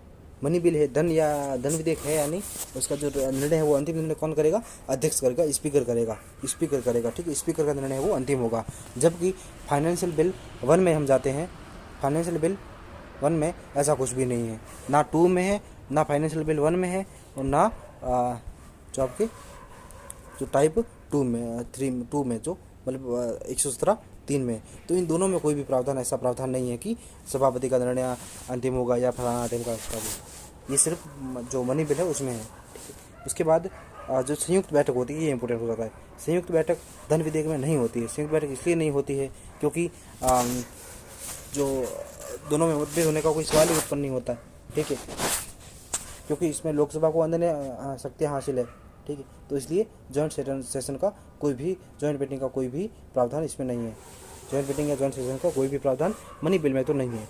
ठीक है, और फाइनेंशियल बिल में, दोनों में, क्योंकि राज्यसभा के पास रिजेक्ट करने का अधिकार है, तो रिजेक्ट हो गया या मतभेद हो गई संशोधन में, तो क्या करेंगे? एक ही सवाल है कि राष्ट्रपति 108 के तहत वो बुलाए जॉइंट मीटिंग। और 117(3) में भी है कि मतलब जो खर्च वाले, सरकारी खर्च वाला जो कंसोलिडेटेड फंड ऑफ इंडिया से, संचित निधि से, तो उसमें भी अगर वो उसमें भी रिजेक्ट कर सकते हैं। रिजेक्ट होगा जिसका मतलब जॉइंट मीटिंग बुलाओ, जॉइंट सेशन बुलाओ, तो इसमें भी हो सकता है जॉइंट मीटिंग, दोनों में। तो ये चीज़ हम तुलना देख ली हमने। ठीक है, तुलना देख ली हमने। ठीक है, तो हम कहाँ पे पढ़ रहे थे? ये जो सिफारिश वाला। ठीक है, इसमें ये लाइन देखी कि वित्तीय मामलों से संबंधित विधेयक एवं संशोधन जिसमें धन विधेयक शामिल है, अनुच्छेद 117, 110 और 117। ठीक है, ध्यान दें कि कर में कमी वाले और समाप्ति वाले संबंधित संशोधन हेतु अनुशंसा आवश्यक नहीं होती है। कर में कमी करनी है टैक्स में, और कोई टैक्स हटाना है, तो उससे संबंधित जो संशोधन है वो अनुशंसा, उसके लिए अनुशंसा जरूरी नहीं होती है। और नए राज्यों के गठन, नए राज्यों के गठन और राज्यों की सीमाओं, नए राज्यों का गठन या राज्यों की सीमाओं, क्षेत्रों अथवा नामों में कोई भी परिवर्तन करना है, उससे संबंधित कोई भी विधेयक है जो कि आर्टिकल 3 में आता है, ये प्रावधान किया गया है। तो ऐसा कोई विधेयक है तो उसमें उसमें जो राष्ट्रपति की जो अनुशंसा है, जो प्रायर रिकमेंडेशन है, वो जरूरी हो जाती है। ठीक है, और उसके बाद ऐसे विधेयक या संशोधन जो राज्यों से संबंधित कराधान को प्रभावित करते हैं, मतलब ऐसे विधेयक जो या संशोधन जो राज्यों से संबंधित है, मतलब स्टेट राज्य का जो वित्तीय संबंध है वो उसका जो इफेक्ट है वो पड़ता है, मतलब उससे रिलेटेड है, प्रभावित करते हो, तो ये आर्टिकल 274 में कहा गया है। तो ऐसे कोई भी विधेयक है जो राज्यों की वित्तीय शक्ति को प्रभावित करते हैं, तो ऐसे विधेयक राष्ट्रपति उसमें है, जो राष्ट्रपति की जो प्रायर रिकमेंडेशन है, पूर्व अनुशंसा, वो आवश्यक हो जाती है। ठीक है, उसके बाद जो चौथा प्रकार है ऐसे विधेयक जिनसे भारत की जो संचित निधि है उससे व्यय होगा 117(1) में, मतलब भारत की संचित निधि को, कंसोलिडेटेड फंड ऑफ इंडिया है, उससे अगर आपको निकालना है कुछ धन, तो ऐसे विधेयक में राष्ट्रपति की पूर्व अनुशंसा जरूरी है, प्रायर रिकमेंडेशन जरूरी है। और 5वां, यदि राष्ट्रपति की पूर्व अनुशंसा न भी हो तो केवल इसी कारण कोई अधिनियम अमान्य नहीं होगा, ये प्रक्रिया संबंधी विषय माना जाता है, ये आर्टिकल 255 में। देखो एक बात इसमें इम्पोर्टेंट बात है कि मतलब यदि राष्ट्रपति के पास जो सरकार ने कोई भी ऐसा विधेयक लाया जिसमें मतलब जो ये विषय दिए गए हैं इनसे रिलेटेड है, और सरकार ने जिन विषयों पे जो राष्ट्रपति की पूर्व जो अनुशंसा है, जो प्रायर रिकमेंडेशन है, वो लेनी ज़रूरी थी, और सरकार ने नहीं ली है। विधेयक पेश करने से पहले सरकार ने वो नहीं ली है। तो ऐसे में, ठीक है, ऐसे में आप उसको अवैध या अमान्य नहीं ठहरा सकते, ठीक है, क्योंकि मान लो सरकार ने मतलब अनुमति नहीं ली, उसके बाद वो विधेयक है वो पेश होकर उसके दोनों सदनों से पास हो गए या एक सदन से पास हो गए, राष्ट्रपति के पास जाता है, दोनों सदनों से पास हो गए, ठीक है, राष्ट्रपति के पास जाता है, और फिर राष्ट्रपति है जो उस पर अनुमति दे देता है, तो उसके बाद आप उसको इनवैलिड नहीं घोषित कर सकते, क्योंकि ये एक बड़ी कोई संवैधानिक गलती नहीं मानी जाती, ये सिर्फ प्रक्रियात्मक गलती है। तो इसमें आप उस पूरे कानून को अवैध नहीं ठहरा सकते, यानी कि वो जो बिल होता है वो अवैध होता है, ठीक है। तो ये है, ये आर्टिकल 255 में कहा गया है, किसमें कहा गया है, 255 में कहा गया है। तो ये चीज़ हमने समझ ली, ठीक है। आगे देखते हैं वित्तीय कार्य, देखते हैं वित्तीय कार्य क्या, वित्तीय कार्य, ठीक है। आगे देखते हैं वित्तीय कार्य। वित्तीय कार्य में तो पहले हमने क्या देखा था, पहले हमने ऊपर देखा था राष्ट्रपति की अनुशंसा आवश्यक किसमें होती है, वो देखा, ठीक है। अब देखेंगे वित्तीय कार्य, ठीक है। तो राष्ट्रपति प्रत्येक वित्तीय वर्ष के लिए भारत सरकार की आय व्यय का विवरण वार्षिक वित्तीय विवरण बजट संसद के दोनों सदनों के समक्ष प्रस्तुत करेगा। ये 112 में कहा गया, किसमें कहा गया है, 112 में। और जो व्यय भारत की संचित निधि, जो कंसोलिडेटेड फंड ऑफ इंडिया है, उस पर भारित नहीं है, उसके लिए अनुदान की मांग लोकसभा में प्रस्तुत की जाती है। यानी मतलब जो व्यय है वो भारत की संचित निधि कंसोलिडेटेड फंड ऑफ इंडिया पर नहीं है, तो उसके लिए अनुदान की जो मांग है वो लोकसभा में प्रस्तुत की जाती है। किसके लिए उस अनुदान की मांग कहाँ प्रस्तुत की जाती है, लोकसभा में प्रस्तुत की जाती है, और यह केवल राष्ट्रपति की अनुशंसा पर ही संभव है, ये आर्टिकल 113 में कहा गया है, ठीक है। तो आर्टिकल जो 113 इसके बारे में और कुछ देखते हैं। इसमें आर्टिकल 113 में है कि अनुदानों की मांग है, डिमांड फॉर ग्रांट है, यानी कि ये बजट की प्रक्रिया का एक महत्वपूर्ण हिस्सा होता है। खासतौर पर ये लोकसभा से जुड़ा हुआ है, किससे जुड़ा हुआ है, लोकसभा से जुड़ा हुआ है, ठीक है। खासतौर पर ये लोकसभा से जुड़ा हुआ है, ठीक है। और ये बजट प्रक्रिया का महत्वपूर्ण हिस्सा हमने देखा। और इसमें होता क्या है, इसमें बजट में खर्च की मांग रखी जाती है, बजट में जो खर्च की मांग होती है वो रखी जाती है, ठीक है। और सरकार अलग अलग मंत्रालयों के लिए, विभागों के लिए जो पैसे की है वो मांग करती है, डिमांड फॉर ग्रांट्स लोकसभा में रखती है, कहाँ पे, लोकसभा में रखती है, ठीक है। और इसमें सिर्फ लोकसभा का अधिकार है, यानी कि इन मांगों पर सिर्फ लोकसभा चर्चा और वोट कर सकती है। कौन, लोकसभा चर्चा और वोट कर सकती है, लेकिन जो राज्यसभा है वो नहीं कर सकती, इसमें राज्यसभा इसमें वोट नहीं कर सकती, राज्यसभा इसमें वोट नहीं कर सकती, जो अनुदान ग्रांट से 113 में, ठीक है। और राष्ट्रपति की सिफारिश जरूरी होती है इसमें, क्योंकि कोई भी डिमांड फॉर ग्रांट है वो राष्ट्रपति की रिकमेंडेशन के बिना, राष्ट्रपति की सिफारिश के बिना, रिकमेंडेशन के बिना नहीं लाई जा सकती। तो लोकसभा क्या कर सकती है, लोकसभा इन मांगों को मंजूर कर सकती है, अप्रूव कर सकती है, खारिज कर सकती है, बिल्कुल अप्रूव कर सकती है, खारिज कर सकती है, ठीक है। और उसको रिड्यूस कर सकती है, कम कर सकती है, रिड्यूस कर सकती है। लेकिन मतलब रिड्यूस करना उसको कहते हैं कट मोशन, क्या कहते हैं, कट मोशन। लेकिन एक बात ध्यान रखना, वो खर्च को बढ़ा नहीं सकती, कम कर सकती लेकिन बढ़ा नहीं सकती, ध्यान रखना, बढ़ा नहीं सकती, कम जरूर कर सकती है, या फिर रिजेक्ट कर सकती है, या फिर अप्रूव कर सकती है। इनके पास 3 ही ऑप्शन होती हैं, लेकिन बढ़ा नहीं सकती। तो ये सब देखा हमने। और आगे वाला है कि राष्ट्रपति आवश्यकता अनुसार, क्या, राष्ट्रपति आवश्यकता अनुसार अनुपूरक, अतिरिक्त या अधिक अनुदानों के विवरण संसद के समक्ष प्रस्तुत करवाते हैं। ये आर्टिकल 115 में, किसमें, आर्टिकल 115 में, ठीक है। तो अब आर्टिकल 115 के बारे में भी देख लेते हैं थोड़ा। 115 आर्टिकल 115 ये कहता है कि मतलब जो इसमें अनुपूरक और जो अतिरिक्त और अधिक अनुदान होता है, सप्लीमेंट्री, एडिशनल और एक्सेस ग्रांट होती है, वो होती है। कब इस्तेमाल होता है इसका, 115 का इस्तेमाल तब होता है जब सरकार को पहले से पास बजट, कोई भी पहले से पास किया हुआ बजट होता है 113 के तहत इस बजट के जो अलावा और ज़्यादा पैसे की ज़रूरत पड़ती है, और ज़्यादा पैसे की ज़रूरत पड़ जाती है, या फिर कहीं जो कम पड़ गए होते हैं। चलो ये जो 115 वाला है वो नेक्स्ट वीडियो में करेंगे, क्योंकि ये पूरा नहीं हो रहा, मतलब सेकंड पूरी हो रही, तो नेक्स्ट वीडियो में करेंगे, ठीक है। यहाँ से आर्टिकल 115 से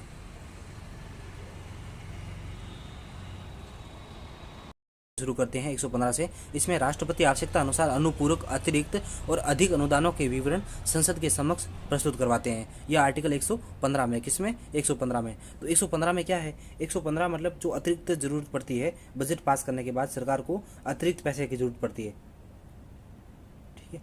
तो सरकार इस आर्टिकल का यूज करके अतिरिक्त पैसे मांगती है सरकार, ठीक है। इसमें ये 3 प्रकार के होते हैं। कितने प्रकार के? 3 प्रकार के होते हैं। एक तो होता है पहला सप्लीमेंट्री ग्रांट। क्या होता है? Supplementary grant. सप्लीमेंट्री ग्रांट में क्या इसको कहते हैं? हिंदी में बोले तो अनुपूरक अनुदान। यानी कि इसमें पहले से मंजूर जो रकम है वो कम बढ़ जाए, पहले से रकम है वो बजट में मंजूर की गई है और कम बढ़ जाए। ये मतलब चीज़ें बजट पास करने के बाद, जो फाइनल बजट पास करने के बाद जो एक्स्ट्रा पैसे की और ज़रूरत पड़ती है तो ये काम आता, ठीक है। तो हम इसके प्रकारों के बारे में बात कर रहे थे। जो पहला प्रकार है वो सप्लीमेंट्री ग्रांट होता है, यानी कि अनुपूरक अनुदान होता है। यानी कि जब पहले से जो रकम मंजूर की गई है वो कम बढ़ जाए तो सरकार है वो क्या करती है? एक्स्ट्रा पैसे मांगती है, अतिरिक्त पैसे मांगती है, तो वो कहलाता है सप्लीमेंट्री ग्रांट्स, ठीक है, आर्टिकल 115 के तहत। और दूसरा होता है एडिशनल। क्या होता है?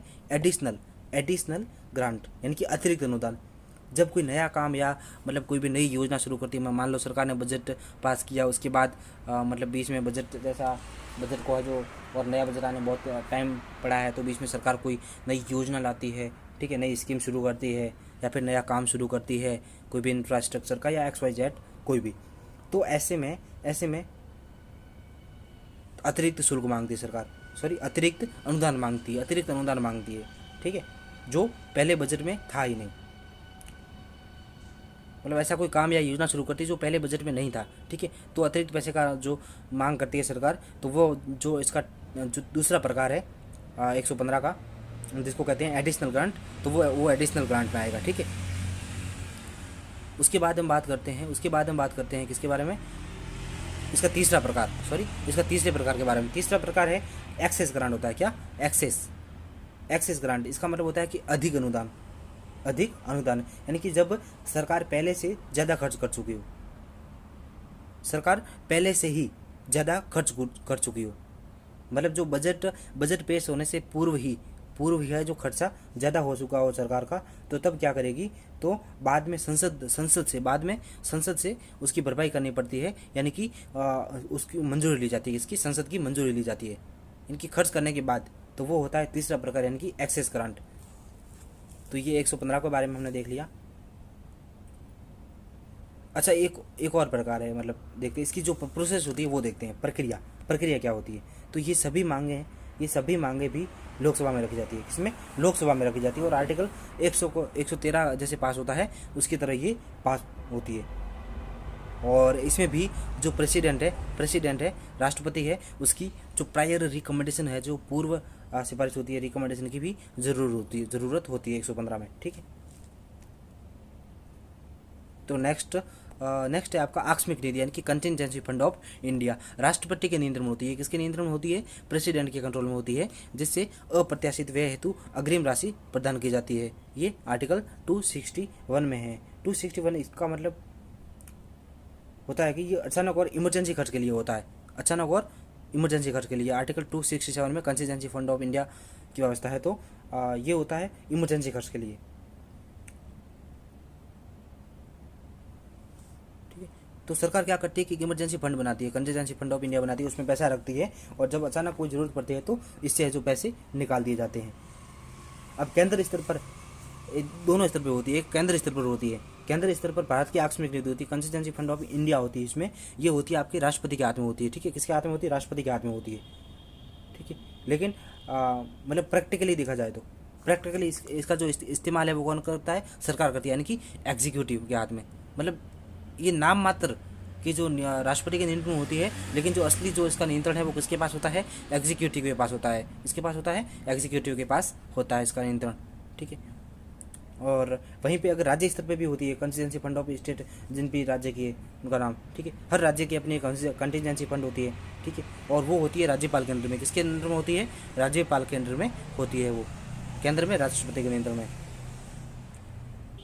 और एक बात इंपॉर्टेंट बात है कि इसमें जो कंटिजेंसी फंड होती है, मतलब इसका नाम ही आकस्मिक निधि है, तो अचानक खर्च के लिए ही ये पैसा इस्तेमाल होता है। तो ये मतलब इसकी जो मंजूरी है, ध्यान रखना, जो मंजूरी है वो बाद में ली जाती है, इनकी खर्च करने के बाद है जो संसद की मंजूरी ली जाती है। क्योंकि ये अचानक खर्च करने के लिए होती है, तो अचानक मतलब खर्च करोगे तो आप वापस प्रक्रिया करोगे, संसद में जाओगे, बिल लाओगे, पास करोगे, राष्ट्रपति के पास भेजोगे, राज्यसभा के पास भेजोगे, लोकसभा के पास भेजोगे, तो ऐसे बहुत सारे झंझट है। इससे मतलब तो आकस्मिक खर्च करना है, तो इन सब झंझट से बचने के लिए आप क्या करोगे, मतलब तुरंत खर्च करोगे और मंजूरी बाद में लोगे, तो मंजूरी सामान्यतः इसमें बाद में ली जाती है। ठीक है, यानी खर्च पहले और मंजूरी बाद में। तो ये आर्टिकल 267 का हमने देखा। उसके बाद और अन्य शक्तियाँ देखते हैं। राष्ट्रपति राज्यसभा में साहित्य, विज्ञान, कला, समाज सेवा के क्षेत्र में विशेष ज्ञान और अनुभव रखने वाले कितने 12 व्यक्तियों को नामित करते हैं। कितने व्यक्तियों को? 12 व्यक्तियों को नामित करते हैं। ये आर्टिकल 80 में है। किसमें? आर्टिकल 80 में है। ठीक है, और दल बदल के मामलों को छोड़कर, किसके? दल बदल के मामलों को छोड़कर अयोग्यता के मामलों में राष्ट्रपति निर्णय लेते हैं। ठीक, दल बदल में नहीं लेते हैं, दल बदल में निर्णय नहीं लेते हैं, लेकिन जो अयोग्यता संबंधित होते हैं, अयोग्यता संबंधित मामले हैं, वो उसमें राष्ट्रपति निर्णय लेते हैं। जो निर्वाचन आयोग की बाध्यकारी सलाह पर आधारित होते हैं। जो किस पर आधारित होते हैं? निर्वाचन आयोग की बाध्यकारी सलाह पर आधारित होते हैं, यानी कि मतलब राष्ट्रपति। ठीक है, तो इसमें देखो, एक मतलब बाध्यकारी आपका शब्द आया कि बाध्यकारी सलाह पर आधारित होता है। निर्वाचन आयोग की बाध्यकारी सलाह, इसका मतलब ये होता है कि मानना ही पड़ेगा। किसको? राष्ट्रपति को। मतलब आसान भाषा में समझे तो जो निर्वाचन आयोग है, वो इलेक्शन जो कमीशन है, जो राय देगा राष्ट्रपति को वही राय माननी होगी, यानी कि राष्ट्रपति वो राय मानने के लिए बाध्य है और वो अपनी मर्जी से अलग से कोई फैसला नहीं ले सकते। ठीक है, तो इसलिए मतलब राष्ट्रपति सिर्फ मतलब उनके इशारों पे काम करता है। निर्वाचन आयोग, जो निर्वाचन आयोग कहेगा अयोग्यता के मामलों में, किसको? राष्ट्रपति को। लेकिन निर्णय कौन लेता है? ऑफिशियली आधिकारिक रूप से वो राष्ट्रपति लेता है, किसके? अयोग्यता के मामले में। और जो अयोग्यता का जो आर्टिकल कौन सा है? 103 है। संबंधित अनुच्छेद कौन सा है? आर्टिकल 103 है। किसके लिए? सांसदों के लिए। अगर किसी सांसद की अयोग्यता का सवाल है, जैसे कि लाभ का पद है, सिटीजनशिप है या और कुछ भी, तो राष्ट्रपति निर्णय लेते हैं। लेकिन राष्ट्रपति खुद फैसला नहीं करते, उन्हें निर्वाचन आयोग जो इलेक्शन कमीशन है उसकी सलाह लेनी होती है। तो ये देखा हमने। ठीक है, लेकिन जो दल बदल के मामलों पर जो फैसला होता है, अंतिम निर्णय होता है, वो कौन करता है? स्पीकर करता है। लोकसभा में कौन करता है? लोकसभा में स्पीकर करता है। वहीं पे अगर राज्यसभा में देखें तो राज्यसभा में कौन करता है? राज्यसभा में आपका चेयरमैन जो सभापति होता है वो करता है राज्यसभा में। और लोकसभा में कौन करता है? स्पीकर करता है, अध्यक्ष करता है। किस मामले में? दल बदल के मामले में। ठीक है, तो ये देखा हमने।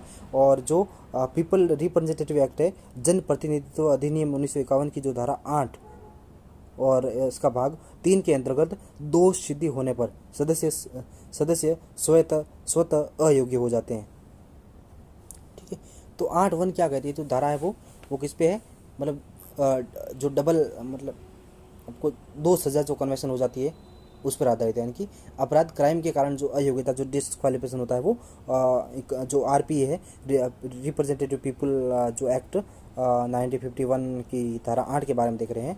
तो धारा 8 क्या कहती है? धारा 8(1) भाग 1 क्या कहती है? यानी कि अगर कोई व्यक्ति कुछ खास या गंभीर मामलों, गंभीर अपराधों, जैसे कि चुनावी भ्रष्टाचार है, क्या है? चुनावी भ्रष्टाचार है, चुनावी करप्शन है, ठीक है, और जो सांप्रदायिक क्राइम्स अपराध है, जैसे कम्युनल हिंसा, ठीक है, और उसमें दोषी या कॉन्विक्ट पाया जाता है, तो वो तुरंत अयोग्य हो जाता है, स्वतः।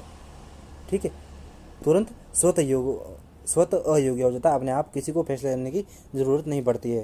ठीक है, तुरंत अयोग्य हो जाता है, स्वतः अयोग्य हो जाता है। ठीक है, और इसमें जो सजा की अवधि है वो कितने साल की होती है? ये मायने नहीं रखती है।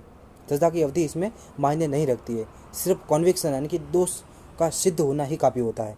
इसमें ये मायने नहीं रखता है कि आपको 2 साल की सज़ा हुई है या 2 साल की सज़ा के ऊपर हो तो अयोग्य हो जाते हैं, नहीं, ऐसा इसमें कुछ भी नहीं है। 1951 की धारा 8(1) में ये है कि अगर कोई मतलब जो कुछ खास गंभीर मामले हैं उसमें शामिल होता है, जैसे चुनावी भ्रष्टाचार है, रिश्वत है, कम्युनल आदि में स्वतः कॉन्विक्ट हो जाता है अपने आप, तो वो मतलब दोषी पाया जाता है, तो स्वतः डिस्क्वालीफाई हो जाएगा।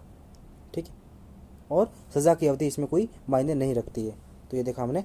और आगे देखते हैं हम, राष्ट्रपति विभिन्न संस्थाओं की रिपोर्ट जो संसद के समक्ष प्रस्तुत करवाते हैं। जैसे नियंत्रक और महालेखा परीक्षक CAG की है, वित्त आयोग की है, UPSC की, संघ लोक सेवा आयोग की है, और अनुसूचित जाति जनजाति और पिछड़ा वर्ग आयोग की है, ठीक है। और राष्ट्रीय जो महिला आयोग है उसकी है,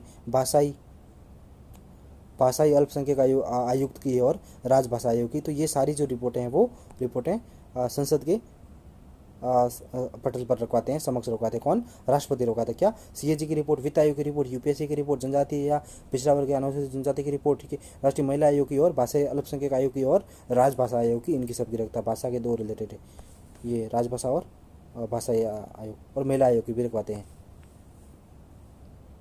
ठीक है। उसके बाद हम देखते हैं संसद के सदन देखते हैं। क्या देखते हैं? संसद के सदन। सदन में सबसे पहले स्थिति देखते हैं, और उसके बाद मानदंड देखेंगे। मानदंड में क्या क्या आएगा? आपकी स्थिति आएगी, प्रतिनिधित्व आएगा, कार्यकाल आएगा, सदस्य संख्या आएगी, आधार आएगा, ठीक है। उसके बाद हम देखेंगे किसमें? लोकसभा में और राज्यसभा दोनों में। ये तो हमने मानदंड देखे। सबसे पहला मानदंड है स्थिति। स्थिति जो स्टेटस होता है वो अनिवार्य होता है, इसमें भी अनिवार्य है।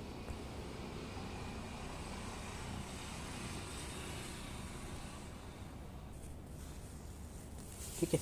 अब देखो स्टेटस का मतलब क्या होता है? स्टेटस यानी कि मतलब अनिवार्य कैसे? यानी कि लोकसभा आपको रखना ही रखना है, मतलब लोकसभा अनिवार्य है। लोकसभा के बिना देश कैसे चलेगा? और राज्यसभा भी अनिवार्य है। तो लोकसभा और राज्यसभा अनिवार्य है। जैसे होता है ना कि मतलब राज्य में विधानसभा, तो विधानसभा सभी में अनिवार्य है, लेकिन जो विधान परिषद है जरूरी नहीं हो कि सभी में हो। तो वैसे जो लोकसभा है वो अनिवार्य है और राज्यसभा भी अनिवार्य है, तो दोनों अनिवार्य है। उसके बाद देखते हैं प्रतिनिधित्व, प्रतिनिधित्व की बात करें तो सभी राज्य और संघ राज्य क्षेत्र केवल निर्वाचित और सदस्य। प्रतिनिधित्व में लोकसभा में सभी राज्यों से होगा, और जो संघ राज्य क्षेत्र है UT है उनसे, लेकिन केवल निर्वाचित सदस्य। क्या? केवल निर्वाचित, यानी लोगों द्वारा इलेक्टेड होते हैं, ठीक है। उसके बाद राज्यसभा में राज्य तथा वे संघ राज्य क्षेत्र जिसमें विधानसभा है। क्या? राज्य और वे संघ राज्य क्षेत्र वो UT जिसमें क्या है? विधानसभा है, जिसमें विधानसभा है। तो उनके जो निर्वाचित और जो नामित इनकी नॉमिनेटेड सदस्य है वो चुनते हैं, ठीक है। तो वो राज्यसभा चुनते हैं। इसके बाद कार्यकाल, इसका कार्यकाल होता है 5 वर्ष लोकसभा का। ये स्थायी सदन है। प्रत्येक 2 वर्ष में 1/3 जो सदस्य है, 1/3 सदस्य है वो क्या हो जाते हैं? सेवानिवृत्त हो जाते हैं। और जो लोकसभा का कार्यकाल है वो पूर्ण कार्यकाल है, 5 वर्ष के लिए निर्वाचित होता है, ठीक है। और रिक्ति भरने हेतु निर्वाचित सदस्य शेष कार्यकाल तक कार्य करते हैं। रिक्ति भरने हेतु जो निर्वाचित सदस्य होते हैं वो शेष कार्यकाल तक कार्य करते हैं, ठीक है। उसके बाद राज्यसभा में देखा तो ये मतलब प्रत्येक 2 वर्ष 1/3 सदस्य सेवानिवृत्त हो जाते हैं। स्थायी सदन है, ठीक है, भंग नहीं हो सकता। और पूर्ण कार्यकाल होता है 6 वर्ष का पूर्ण कार्यकाल होता है। और रिक्ति भरने हेतु निर्वाचित सदस्य शेष कार्यकाल तक कार्य करता है। और चुनाव सामान्यतः क्या होता है? द्विवार्षिक होता है। चुनाव द्विवार्षिक होता है, हर 2 साल में, 2 वर्ष में, ठीक है। उसके बाद सदस्य संख्या देख ले। सदस्य संख्या अधिकतम कितनी? 550 हो सकती है। वर्तमान में 543 है, ठीक है। और 530 राज्यों से और 13 किससे? संघ राज्य क्षेत्रों से, ठीक है। उसके बाद अधिकतम इसमें 250 हो सकती है राज्यसभा में। वर्तमान 245 है। 230 निर्वाचित, 230 कहाँ से? निर्वाचित होते हैं, ठीक है। और 12 होते हैं नॉमिनेटेड होते हैं, किसके द्वारा? राष्ट्रपति के द्वारा। जिसमें 229 राज्यों से 8 है वो संघ राज्य क्षेत्र जिसमें विधानसभा है। 8 कहाँ से? संघ राज्य क्षेत्र जिसमें विधानसभा है। और प्लस 12 साहित्य, कला, विज्ञान और सामाजिक सेवा में राष्ट्रपति मनोनीत करता है इनको। उसके बाद आधार देखते हैं। आधार इसमें कुल लोकसभा निर्वाचन क्षेत्र 1971 की जनगणना पर आधारित है। प्रारंभ में 2000 तक 42 संविधान संशोधन 1976 2026 तक विस्तारित किया गया। और 84 संविधान 2001 के द्वारा संविधान द्वारा इसको 2026 तक विस्तारित किया गया था, ठीक है। और राज्यों के भीतर निर्वाचन 2001 की जनगणना पर आधारित है, ठीक है। और अनुसूचित 2 एवं जनप्रतिनिधित्व अधिनियम 1950 में उल्लेखित है, ठीक है। और राज्यों की जनसंख्या 1971 जनगणना के अनुसार। और अनुसूची जो 4 है इसमें संविधान एवं जनप्रतिनिधित्व अधिनियम 1950 में उल्लेखित है।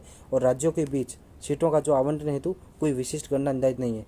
राज्यों के बीच सीटों के आवंटन हेतु कोई विशिष्ट गणना विधि निर्धारित नहीं है। तो ये देखा हमने। उसके बाद हम देखते हैं विधानसभा और विधान परिषद। स्थिति जो विधानसभा है वो हर राज्य के लिए अनिवार्य होती है, स्टेट लेजिस्लेटिव असेंबली, लेकिन स्टेट लेजिस्लेटिव काउंसिल वो हर राज्य के लिए अनिवार्य नहीं होती है, ठीक है, और वैकल्पिक होती है, ठीक है, अल्टरनेटिव होती है, और राज्य द्वारा विशेष बहुमत से, क्या, राज्य द्वारा विशेष बहुमत से प्रस्ताव तत्पश्चात संसद द्वारा विधि बनाई जाएगी, और ये अनुच्छेद 368 के तहत संविधान संशोधन नहीं कहा जाएगा। मतलब किसी राज्य को चाहिए मतलब समाप्त करना है या नई मतलब ऐसी विधान परिषद बनानी है तो क्या करेगा, तो वो राज्य विशेष बहुमत से प्रस्ताव पास करेगा। क्या करेगा, राज्य विशेष बहुमत से प्रस्ताव पास करेगा, उसके बाद संसद द्वारा विधि बनाई जाएगी, किसके द्वारा, संसद द्वारा विधि बनाई जाएगी, और उसके बाद ये उस राज्य में लागू हो जाएगा। लेकिन ये 368 के अंतर्गत ये संविधान संशोधन नहीं कहा जाएगा, ठीक है। और जो स्टेट लेजिस्लेटिव इसकी स्थिति अनिवार्य है, लेकिन विधानसभा सदैव विधान परिषद से अधिक शक्तिशाली होती है, अतः संयुक्त बैठकें नहीं होती। ध्यान रखना, राज्यों में विधानसभा और विधान परिषद की कोई भी संयुक्त बैठकें नहीं होती है, ठीक है, क्योंकि राज्यों में जो विधान परिषद है वो सिर्फ क्या सुझाव दे सकती है, ठीक है, या फिर देरी कर सकती है मैक्सिमम समय तक, लेकिन वह बिल्कुल स्थायी रूप से रोक नहीं सकती, ठीक है। तो इसलिए ज़्यादा शक्तियाँ दी गई है, तो विधानसभा को तो इसमें जॉइंट सेशन की बात बनती ही नहीं है, तो कोई महत्व ही नहीं रहता। तो इसलिए राज्यों में राज्य पर जॉइंट मीटिंग है वो नहीं होती, संयुक्त बैठक नहीं होती राज्यों में, ठीक है। और प्रतिनिधित्व राज्य के भीतर प्रतिनिधित्व होता है, जो स्टेट लेजिस्लेटिव असेंबली में, उसमें राज्यों के भीतर होता है, यानी कि जो केवल निर्वाचित सदस्य इसमें भाग लेते हैं, मतलब निर्वाचित सदस्य होते हैं केवल। और विधान परिषद में राज्य के जो भीतर निर्वाचित और नामित दोनों सदस्य, विधान परिषद में राज्य के भीतर निर्वाचित और नामित दोनों सदस्य, ठीक है।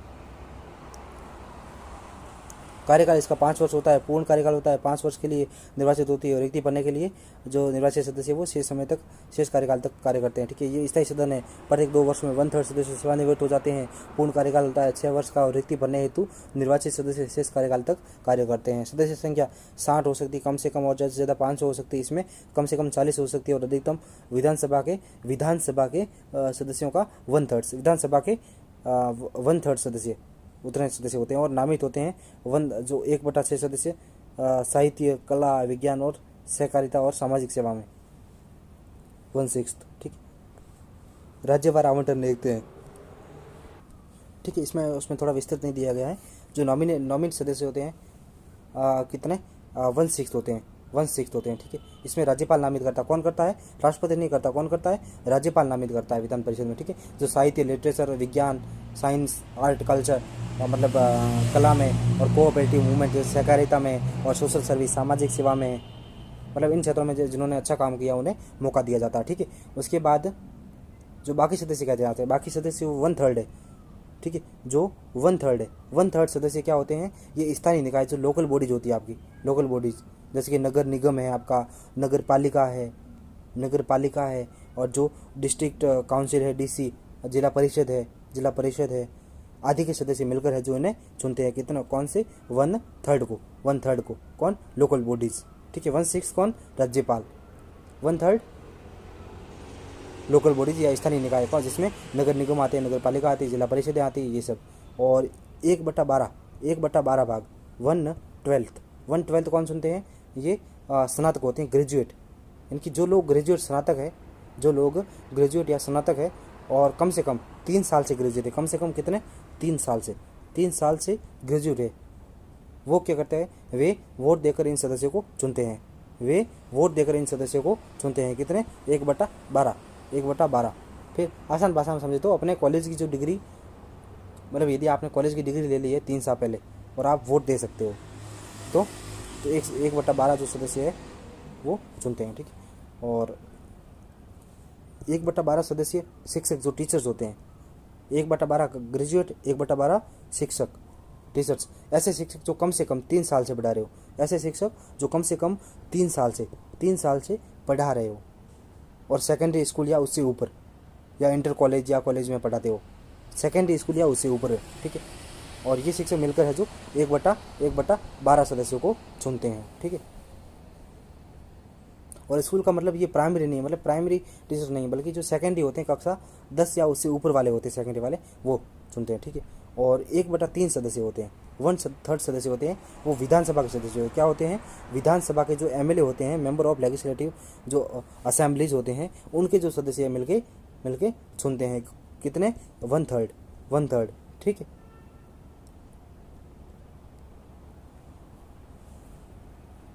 तो एक बार और देख लेते हैं।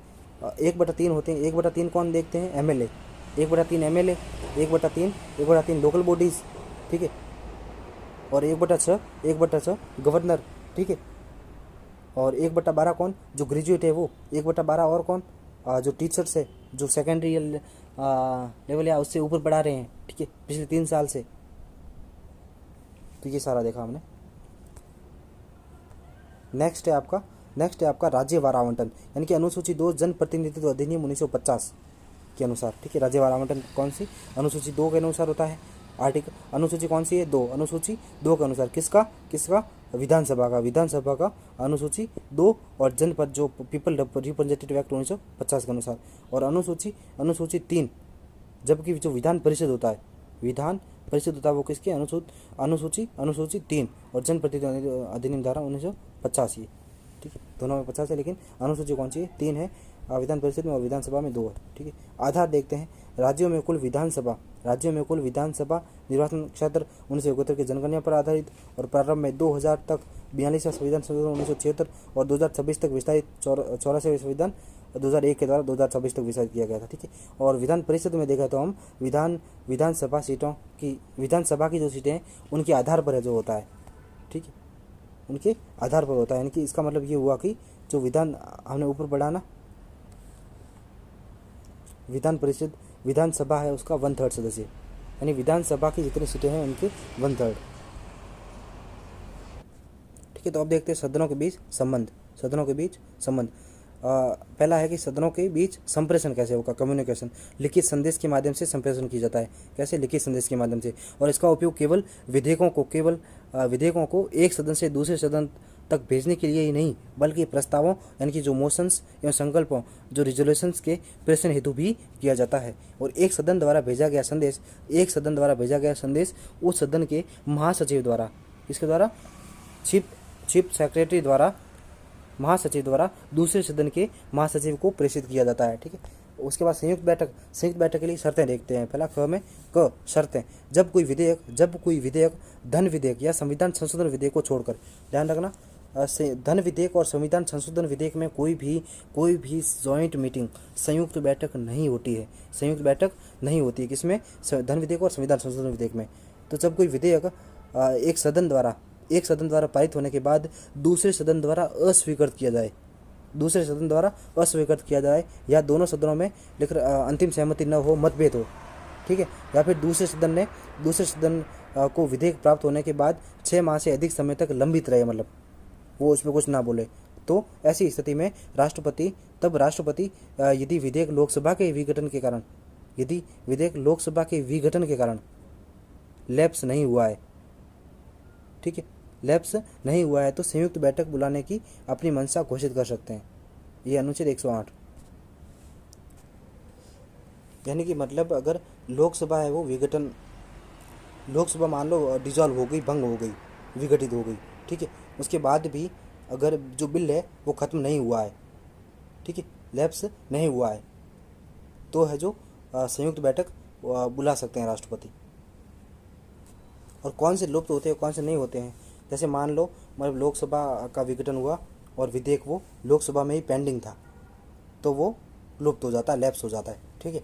और दूसरा है कि जो विधेयक लोकसभा पास कर चुकी है, मतलब जो लोकसभा से पास करके लोकसभा विघटित नहीं हुई थी और पास करके राज्यसभा में गया है जो, और फिर पीछे से है जो वो लोकसभा भंग हो जाती है, तो जो विधेयक है वो लैप्स हो जाएगा, ठीक है, क्योंकि नई जो लोकसभा फिर से उसे देखेगी। लेकिन लुप्त कब नहीं होते हैं, अगर विधेयक कोई है वो राज्यसभा में लंबित है, लोकसभा में नहीं, राज्यसभा में पेंडिंग है, ठीक है, राज्यसभा में लंबित है, और नई जो लोकसभा ने अभी पास नहीं किया है, यानी कि लोकसभा के पास आना है, ठीक है, राज्यसभा में पेश हुआ था और राज्यसभा में ही पेंडिंग है, ठीक है, और लोकसभा के पास अभी नहीं गया है, तो अगर लोकसभा भंग होती तो उसका जो विधेयक पर कोई प्रभाव नहीं पड़ेगा, क्योंकि जो नई लोकसभा बनेगी वो देख लेगी, ठीक है। और जो विधेयक दोनों सदनों से पास हो गया, जो दोनों सदनों से पास होगा तो फिर तो कोई बात ही नहीं है, फिर राष्ट्रपति की मंजूरी बाकी होती है तो वो लुप्त नहीं होते हैं। ठीक है, और राष्ट्रपति वो बाद में भी इसकी एसेट दे सकते हैं। और एक बात और है कि मतलब अगर संयुक्त बैठक जो जॉइंट सेटिंग है उसके लिए राष्ट्रपति ने पहले ही मंशा घोषित कर दी थी, उसके बाद जो लोकसभा वो डिजॉल्व हो जाती है तो वो बिल भी लुप्त नहीं होता है। तो ये देखा हमने। और महत्वपूर्ण तथ्य देखते हैं, द्विसदनीय राज्य विधानमंडलों में संयुक्त बैठक का प्रावधान नहीं है। द्विसदनीय राज्य देखा हमने। और ख प्रवृत्ति, ये वही विधान परिषद वाला है। ठीक है, प्रवृत्ति ख में देखते हैं, राष्ट्रपति द्वारा संयुक्त बैठक बुलाना अनिवार्य नहीं है। राष्ट्रपति द्वारा संयुक्त बैठक बुलाना अनिवार्य नहीं है। यदि 6 माह बीत जाए और राष्ट्रपति ने संयुक्त बैठक की घोषणा नहीं की है तो दूसरा सदन विधेयक को पारित कर सकता है, और यदि विधेयक लुप्त नहीं हुआ है तो। ठीक है, और राष्ट्रपति द्वारा संयुक्त बैठक की मंशा घोषित करने के बाद कोई भी सदन उस विधेयक पर आगे कार्रवाई नहीं करेगा। ठीक है, और इसके बाद राष्ट्रपति, ये इंपॉर्टेंट बात है कि राष्ट्रपति द्वारा संयुक्त बैठक की मंशा घोषित करने के बाद भी कोई सदन उस विधेयक को आगे उस विधेयक पर आगे की कार्रवाई नहीं करेगा। और इसके बाद राष्ट्रपति प्रधानमंत्री या मंत्रिपरिषद के परामर्श से या प्रधानमंत्री द्वारा सुझाई गई राष्ट्रपति या प्रधानमंत्री द्वारा सुझाई गई तिथि पर संयुक्त बैठक बुलाते हैं। संयुक्त बैठक की घोषणा के बाद, संयुक्त बैठक की डिक्लेरेशन या घोषणा के बाद लोकसभा का विघटन भी विधेयक पर विचार में बाधा नहीं बनता है। ये 108 में कहा गया। ठीक है, इसके बाद संयुक्त बैठक की प्रक्रिया देखते हैं। संयुक्त बैठक में लोकसभा अध्यक्षता करते हैं। कौन करते हैं? संयुक्त बैठक में लोकसभा जो अध्यक्ष होते हैं वो अध्यक्षता करते हैं। लोकसभा के महासचिव संयुक्त बैठक के महासचिव के रूप में कार्य करते हैं।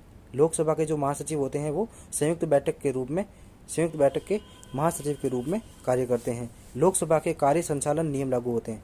लोकसभा के कार्य संचालन नियम है वो उसमें संयुक्त बैठक में लागू होते हैं, आवश्यक संशोधनों सहित। और संयुक्त बैठक में लोकसभा अध्यक्ष कौन अध्यक्षता करता है? लोकसभा अध्यक्ष। और लोकसभा के महासचिव संयुक्त बैठक के महासचिव के रूप में कार्य करते हैं। ठीक है, ये देखा हमने। और फिर अध्यक्ष के अनुपात, अगर अध्यक्ष उपस्थित नहीं है तो लोकसभा के उपाध्यक्ष और अध्यक्षता करेंगे। कौन करेंगे? लोकसभा के उपाध्यक्ष अध्यक्षता करेंगे। और उनकी अनुपस्थिति में राज्यसभा के उपसभापति, अगर वो भी अनुपस्थित है तो राज्यसभा के उपसभापति। ठीक है, और अगर वो भी अनुपस्थित है तो उपस्थित सदस्यों द्वारा कोई भी चयनित सेलेक्टेड कोई भी व्यक्ति है वो अध्यक्षता करेगा। ठीक है, कोरम कितनी है? दोनों सदनों के कुल सदनों का 1/10वां भाग। दोनों सदनों के कुल सदस्यों का 1/10वां भाग। संशोधन केवल वही संशोधन प्रस्तावित किए जा सकते हैं जो विलंब के कारण आवश्यक हो।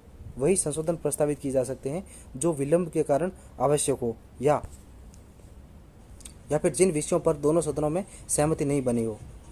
ठीक है, और संशोधनों की स्वीकृतता पर अध्यक्ष का निर्णय अंतिम होता है। किसका? अध्यक्ष का निर्णय होता है वो अंतिम होता है। 108 में कहा गया। मतदान, अध्यक्ष प्रारंभ में मतदान नहीं करते। ध्यान रखना, अध्यक्ष है वो कास्टिंग वोट डालते हैं, निर्णायक मत। प्रारंभ में मतदान नहीं करते हैं, और मतों की समानता की स्थिति में वो कास्टिंग वोट देते हैं जरूर। महत्वपूर्ण तथ्य, अब तक संयुक्त बैठक 3 बार आयोजित की जा सकी। कितनी बार? संयुक्त बैठक 3 बार आयोजित की जा सकी, और 3 ही बार विधेयक है वो पारित हुए थे। तीनों बार विधेयक पारित हुए। सदन की गुप्त बैठक, ये सदन के जो नेता होता है, मतलब जो स्वतंत्र पार्टी का प्रधानमंत्री सामान्य नेता, वो सदन के नेता के अनुरोध पर अध्यक्ष गुप्त बैठक बुला सकते हैं। कौन? अध्यक्ष। किसके अनुरोध पर? पीएम के या सदन के नेता के अनुरोध पर गुप्त बैठक बुला सकते हैं।